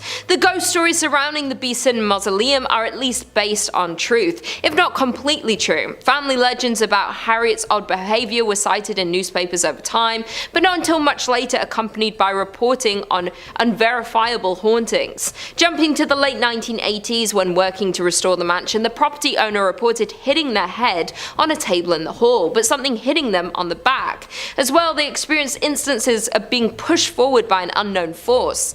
Additionally, the doors would open and close behind them unexplainably. The renovated mansion is vacant now, but no one dares to buy it due to the many cases of hauntings and paranormal activity. Number 5 on this list is Larnock Castle. New Zealand isn't like a lot of European countries with tons of castles. In fact, as far as castles go, they hardly have that many at all. That's why it kinda sucks that one of their only ones and one of the most beautiful just has to be haunted. Travel Triangle writes, one of the spookiest places in New Zealand, the Larnock Castle, is famous for being one of the few castles in the country. The story goes as follows. The castle's ballroom was gifted by Larnock to his daughter Katie on her 21st birthday. Unfortunately, she died young due to typhoid cancer. His first 2 wives also died while in this castle, and he himself took his own life after learning of his son's and his 3rd wife's affair. Later, the castle was also a mental hospital during the World Wars. While Katie is seen swirling in the ballroom, he too has been spotted roaming around the corridors. Instances of people being pushed, touched on the back, and others have all been reported. Well, that is just all kinds of messed up, guys. Why couldn't this have been the last season of Game of Thrones instead of what we did get? We got disease, affairs, multiple wives, people taking their own life, and then on top of all of that, this castle was literally used as a mental hospital during the World Wars. I truly cannot think of a history that would have made a place more haunted than that. Apparently, the ghost of the father who killed himself is often spotted at this location. He'll appear to visitors and will moan and cry to them, seemingly regretting his decision. Some people have also spotted a ghoul-like creature that looks a little bit like the Joker. It's in a straitjacket and has this menacing smile that looks sinister but also gives you the feeling that this creature isn't in control of its actions. It's really too bad that this is the reality of Larnock Castle, because I looked at some photos and from the outside, it's pretty cool. Even though it looks really nice, I can't in good conscience recommend that you go here though. Number 4 on this list is the Puhini Homestead. This homestead is located in the Howick Historical Village, which was built in 1861, but then moved to where it sits now in 1982. NewsHub writes, over the years there have been sightings of a woman in white ascending the stairs. Footsteps have been heard from the halls with no one around to make them, and the sound of objects being dragged across the floor has reportedly echoed through the empty walls. Wallbank stayed overnight in the homestead to try and see whatever was going on in the night for himself. He says there was a feeling of being watched, but it didn't make him feel afraid. As the night alone in the old building progressed, there were sounds he couldn't explain. Scuffing sounds and swishes. It's like there's something just around that corner, he wrote in a journal at the time. Hiding or doing something. I'm thinking of a rat, but I can't see one. At around 3 a.m., Wallbank heard a bang as though something had fallen over. Turns out the torch he had set up on a chair upstairs had fallen or been knocked over. Footage shows the torch flying down the stairs as though it had been thrown. But there's no camera on the torch itself, so just how it moved like that is still a mystery. Video footage of the stairs doesn't show much, just a slight shadow maybe. But it's the audio that's odd. Loud noises that sound like a cabinet being dragged across the floor. A series of footsteps and several loud clanking noises similar to that made by a metal bucket. Whenever ghosts or paranormal beings have the ability to move physical objects, the stakes, they get raised a lot. Think about it, if that torch just so happened to land on something flammable and Wallbank wasn't there to hear it right away, then that entire house could have gone up with him in it. Ghosts like this are dangerous and have no care for human life. Why this ghost is here or why they're pissed off at humans is a mystery as well. Maybe if we knew that, then we could at least do something to appease it, but we can't. Once again, this is the case of a spot in New Zealand that for whatever reason is just deeply haunted. In at number 3 we have First Avenue. Located in downtown Minneapolis, the building, which is now home to this nightclub, has a rounded front, is painted black, and has white stars on its sidewalls with the names of many of the musical talents who have done shows in one of these 3 event rooms found inside. Before it was famous for being a nightclub, the First Avenue was a Greyhound depot. The First Avenue legend has to do with the building's former self, the Great Art Deco Greyhound Bus Center that opened on 7th Street in 1937. The story goes that a young woman went to the station to meet her boyfriend who was returning home from World War II. When she was informed that he had died in combat, she ran into the restroom and ended her life due to heartbreak. In recent years, multiple First Avenue staffers have reported seeing a ghost in the washroom. The ghost has been reportedly described as a woman or was in a green army jacket and sometimes seen dancing at the club along with other ghosts. Legend says that many homeless people died in the bus station as well, and they can be seen dancing with the women. There have been reports of another spirit haunting the nightclub. The staffers nicknamed this spirit Slippy, while this particular ghost is said to make a balloon appear from nowhere which then floats up and down the staircase on its own. Dave Schrader, paranormal investigator, visited First Avenue to assess the paranormal activity in the building multiple times and has concluded that the building is indeed haunted by many spirits, indicating that the record room is the most active area of the site. While DJs that have played at the venue have reported frequently hearing strange noises through their headphones such as growls, voices and screams, other performers report their equipment being pushed off stage with no explanation. In at number 2 we have Schmidt Brewery. Schmidt Brewery became the largest in Minnesota by 1860, producing 1,200 barrels annually and shipping them as far south as Tennessee. It was restructured as the St. Paul Brewing Company in 1898 before being sold to Jacob Schmidt soon after in 1900. Since its opening in 1884, many ghost hunters have visited the Schmidt Brewery to experience some of the many rumored paranormal activities. The brewery has been the site of many constant unexplainable instances, from fires to people losing their lives to terrible accidents.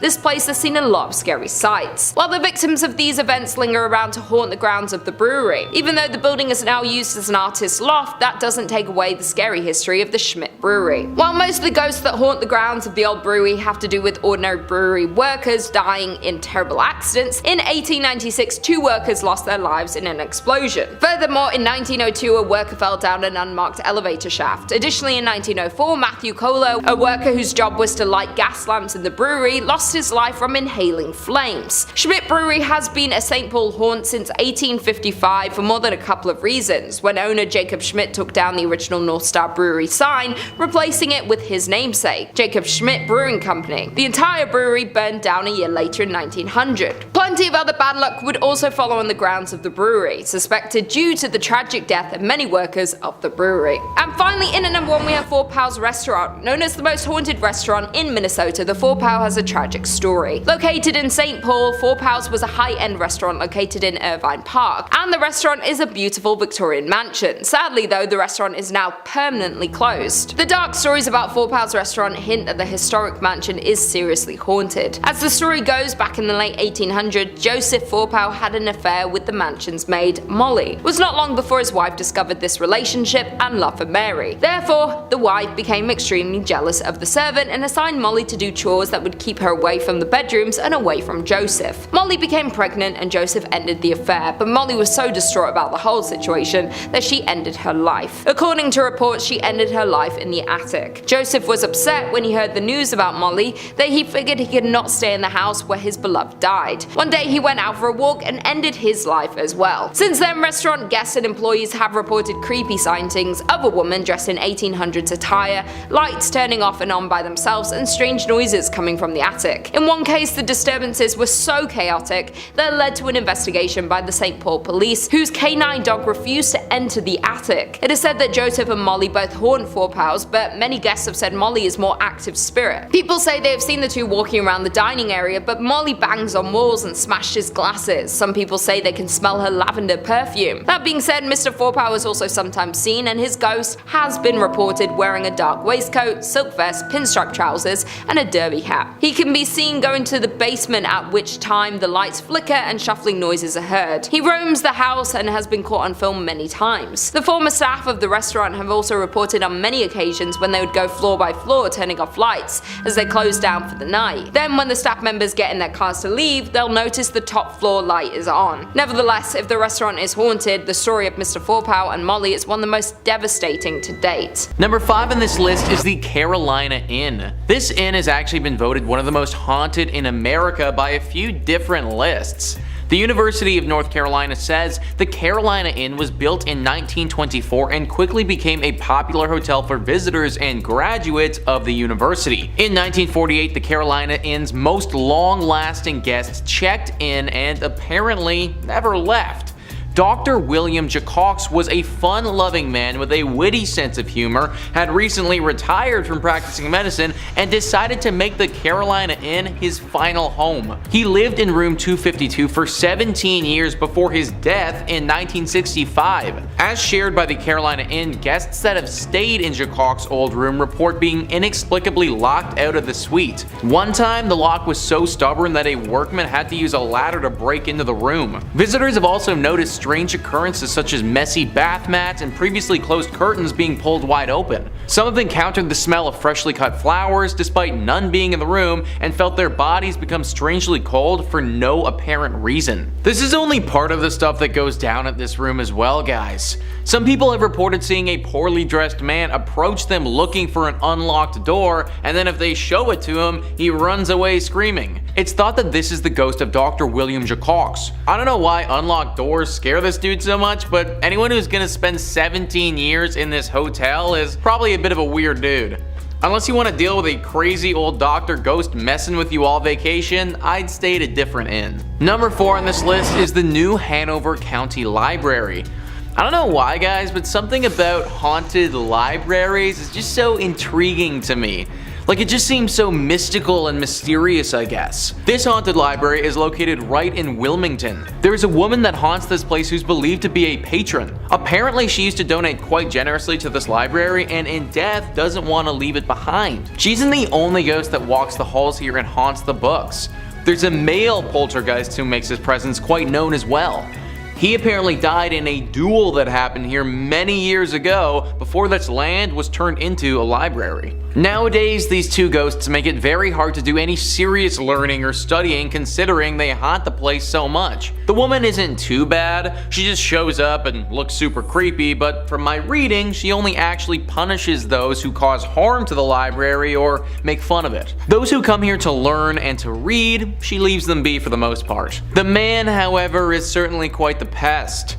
He often messes with those that come here and makes it very difficult for people to accomplish anything. I love libraries, I think that we should all go to them more often, but maybe just not this one specifically. Number 3 on this list is the Napier Prison.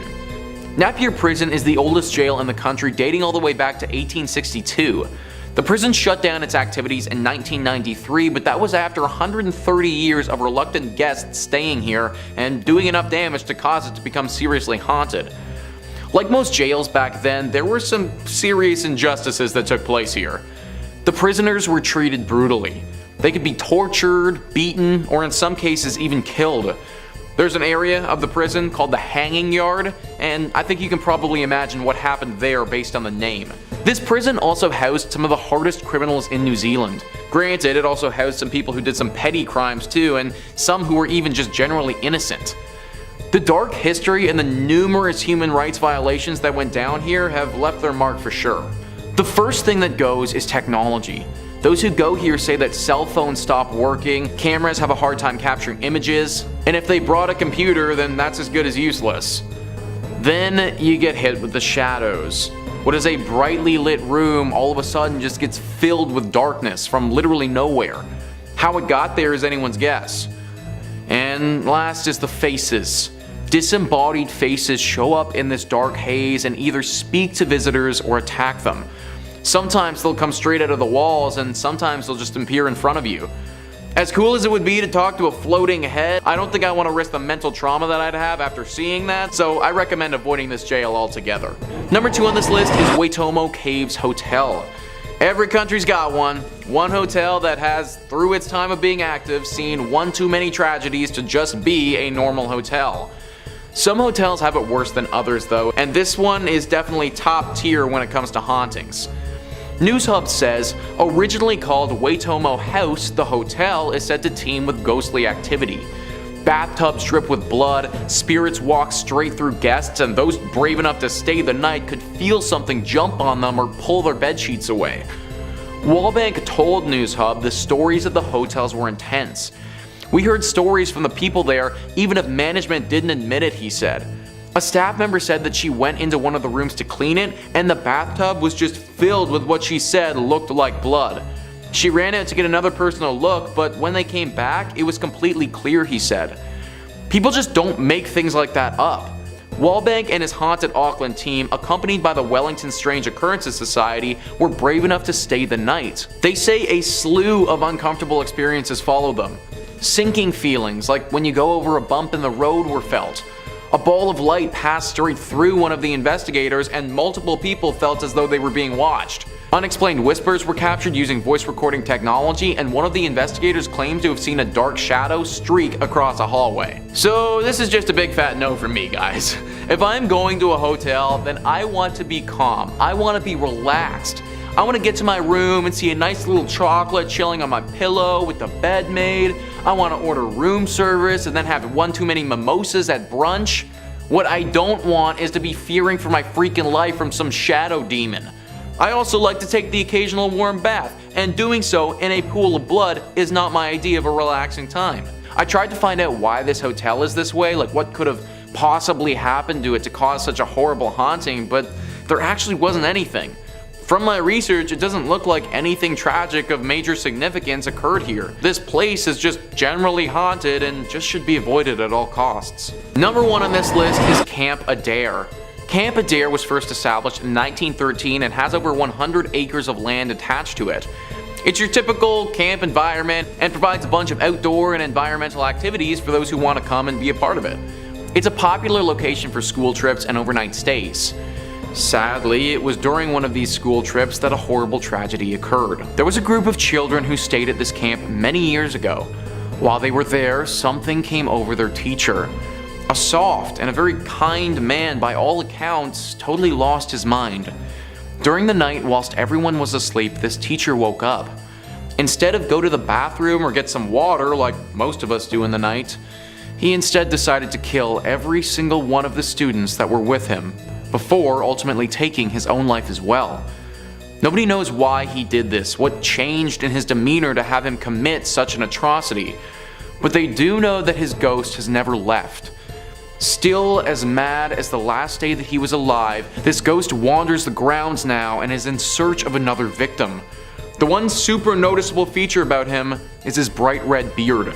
Whenever students come to this camp, they are immediately told that if they ever see someone with a red beard, just run in the other direction. Number 5 on this list is the House of Wills, a historic mansion with a deep history and an even deeper haunting. The Atlanta Journal-Constitution says it was built in 1898 by the Germania Tavernian Social Club, according to the website of the current owner, Cleveland artist Eric Freeman. By 1912, it was turned into the hospital for immigrants, and by 1920, it housed the Cleveland Hebrew Institute until 1938. Prominent African-American entrepreneur and businessman John Walker Wills bought the property in 1942 to use as the location for his second funeral parlor. Wills died in the home in 1971, and his family sold it in 2005. The home fell into disrepair until Freeman bought it in 2010 and started the challenging work of restoring and renovating the property. Freeman said on his website that Wills is believed to be one of the many ghosts that haunt the house, and on his Facebook page he posted a scary electronic voice phenomena, or EVP, recording from the house of what sounds like dozens of spirits from beyond trying to be heard by the living. There have actually been some famous paranormal investigators that have looked into this mansion before, and they all came to the same conclusion.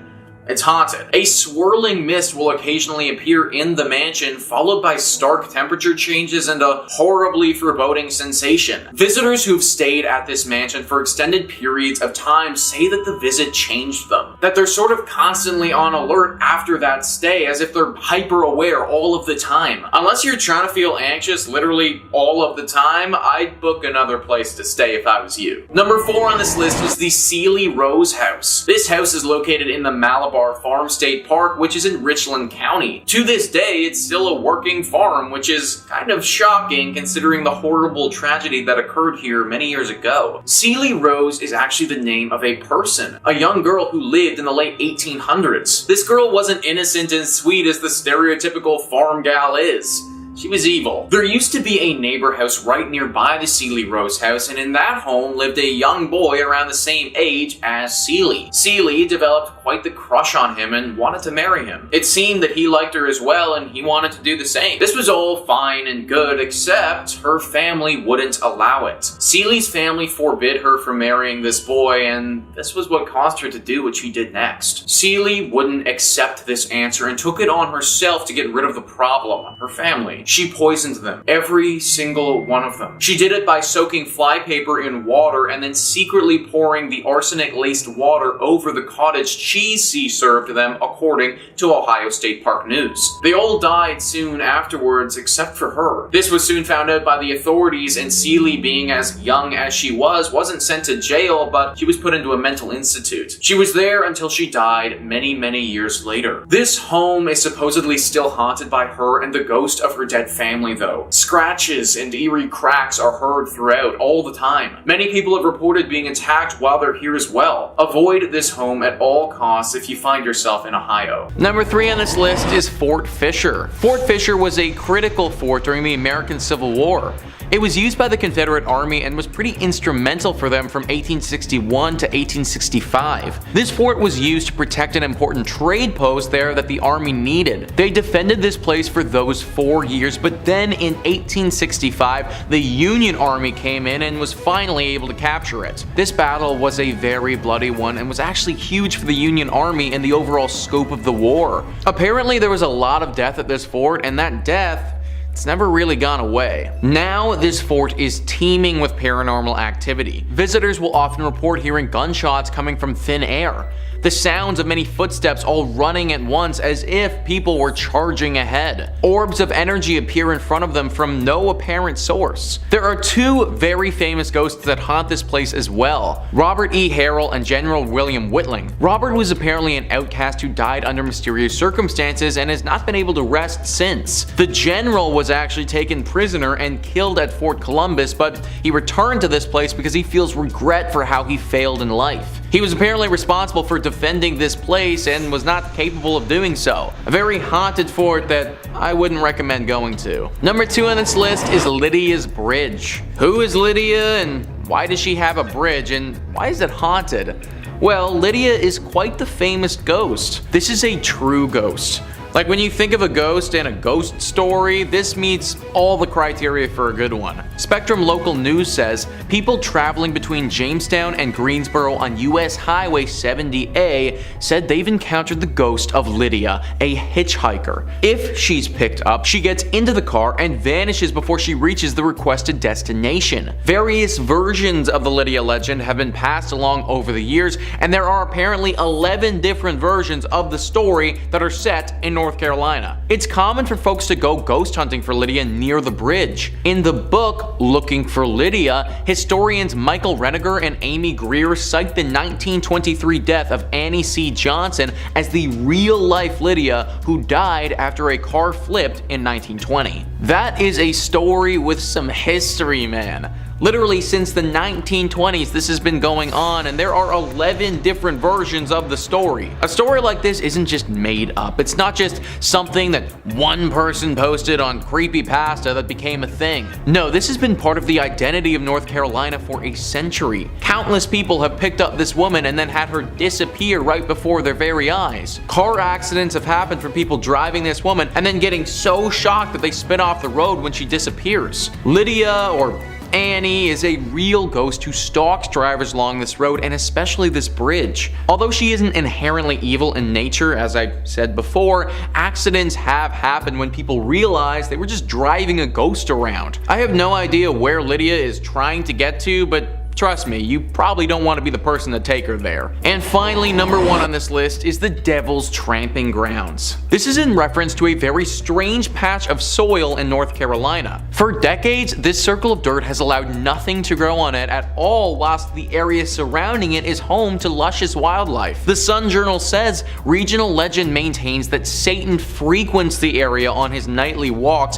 pacing the circle as he contemplates his nefarious deeds. Normal vegetation surrounds the circle, but only a wiry grass grows inside it, and no plant life of any kind can be found on the path itself. Visitors have also claimed to see red glowing eyes in the circle. Now, there could be any number of reasons for why nothing is growing on this patch of dirt. Simply because an area of land cannot grow wildlife doesn't automatically mean the devil himself has anything to do with it. But throw in the fact that there are 2 red glowing eyes there, plus a few other creepy occurrences, and we might just have something demonic afoot. Locals have reported putting objects in the center of the circle, then coming back a little while later and having those same items moved outside the circle, as if someone or something did this deliberately. The thinking is that this circle is a place used by the devil to dance or to perform rituals that we don't understand. Having things inside his circle of death doesn't make for a great dancing spot or sacrificial zone, so those things need to get moved. That's why we see the red eyes in the night, and there's an overwhelming sensation of dread in the area. It's the devil doing his devilish things. A daring reporter actually decided to test this theory one evening and slept in the exact spot in a tent. He said that the entire evening he heard the distinct sounds of dancing footprints outside his tent, but couldn't spot anything when he looked out. My dude literally could have been like 1 foot away from the actual devil. No idea how he managed to make it through the entire night, but honestly, solid respect. Either way, this guy's story is an exception, not the norm. I'd avoid this place at all costs, cause if you don't, the devil might actually make you pay for it. Number 5 on this list is Kaimuki Castle. Kaimuki Castle was a castle built in the 13th century in south-central Poland. This castle was host to many battles over the years until it ultimately fell in the 18th century. Many Polish kings lived in this castle, at least at one point of their reign, and at one point it was rather marvelous. Now it's a ruin of its former self and still haunted by a ghost of a past royal. Queen Bony Sforza lived a very interesting and lavish lifestyle for someone in the 1500s. She was initially born in Milan to a very wealthy and powerful Italian family. This family's influence was vast, and many powerful people wanted to wed Bony Sforza. Eventually, Polish King Sigismund, nicknamed the Old, was the selected suitor, and the pair got married. This made Bony Sforza Queen Bony Sforza of Poland. It's the ghost of this Polish queen that is said to haunt the castle walls to this day though. A lady in white that floats through the walls of the ruined castle searching for something. Or at least that's what people have reported when they've seen her. They say that her ghost looks as if she's trying to find something that she lost. That her ghost looks extremely troubled and distraught. This all stems back to the legend of what happened when she was alive. The manner of her death is hazy at best, but whilst she was living, it's believed that Queen Bona Sforza hid a bundle of treasure somewhere around this castle. Many people think it was beneath the river near the castle, whilst others believe it's underneath the castle itself. Either way, now her soul continually wanders the grounds searching for this treasure, as if finding it will release her from this purgatory state. From the reports that I read, many people don't think that she is dangerous, which is a good thing, but they have noted feeling very sad around this castle. Some people have said that after visiting said castle, it felt as if a cloud of depression hung over them for several months after the fact. Potentially the same feeling the soul of Queen Bona Sforza has all the time. Number 4 on this list is the Skull Chapel of Kazermna. This is one of the creepiest spots in Europe, if you ask me. This is a Polish church that was built in 1776 to 1804 by Father Wacław Tomaziek. When he first started building this church, he got hit with a pretty unsettling surprise. Digging into the ground, he discovered bones, and then more bones, and then more bones after that. Thousands of dead remains littered the area right underneath his feet where his church was being built. This didn't stop him though. In fact, it only inspired him. He got the local undertaker, and then they collectively worked on digging up every single remain that they could find. They learned that these dead bodies were from a mass grave that was put there during the 30 Years' War, which happened over a century prior. After cleaning off all of the dead skulls and bones, the father took them and hung them all throughout his church. Now you have this incredibly eerie room with over 3,000 skulls and bones hanging down from the walls. Obviously, a location like this has sparked some rumors of a haunting over the past years. People believe that the spirits of the dead soldiers were angered that their grave was disturbed, and now their spirits haunt the church. Reports of incredible uneasiness is said to be felt by most people that enter this space and stay there for a while. Honestly though, I'm not sure if this is indicative of a haunting in this case.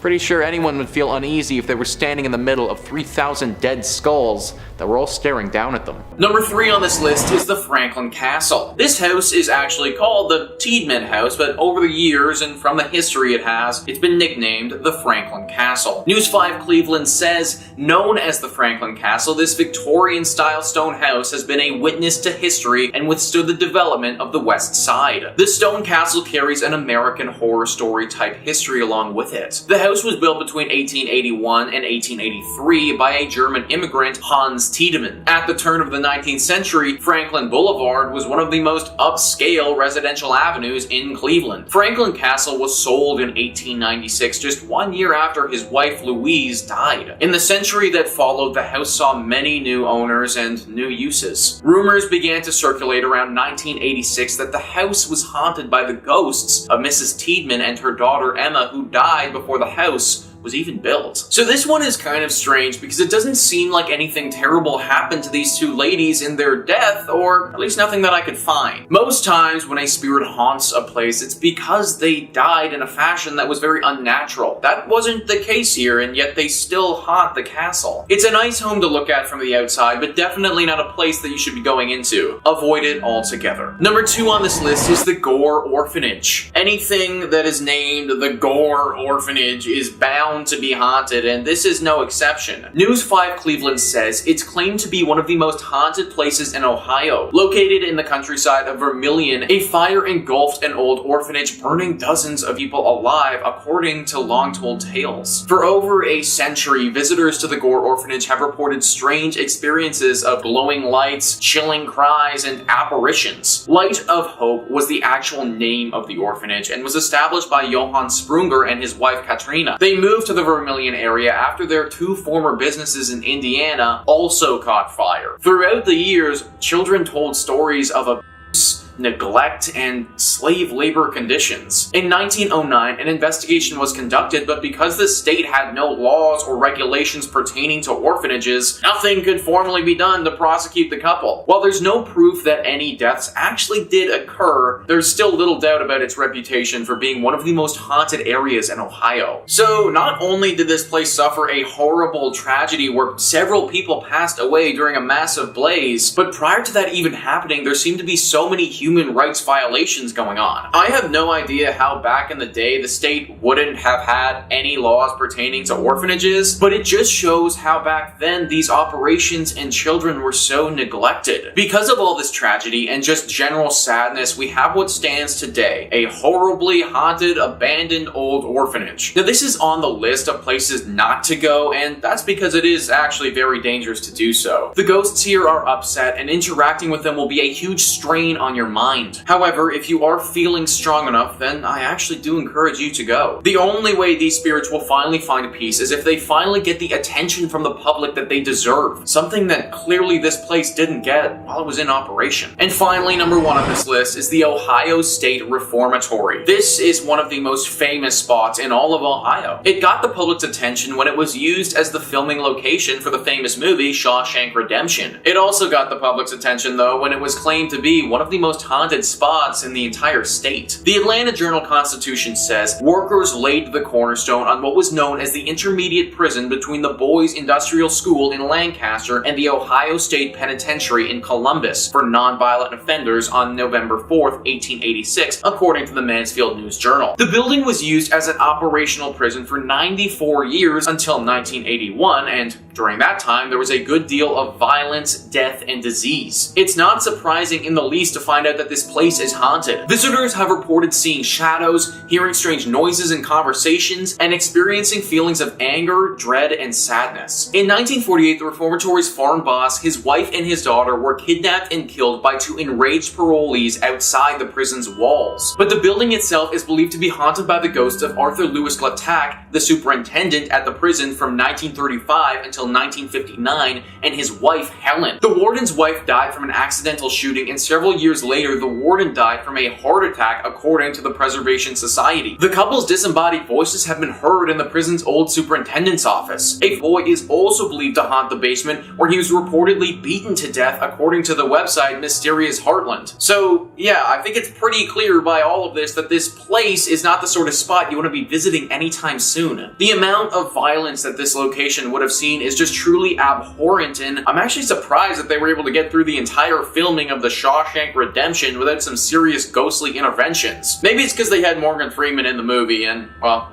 let's face it, he's kind of an angel.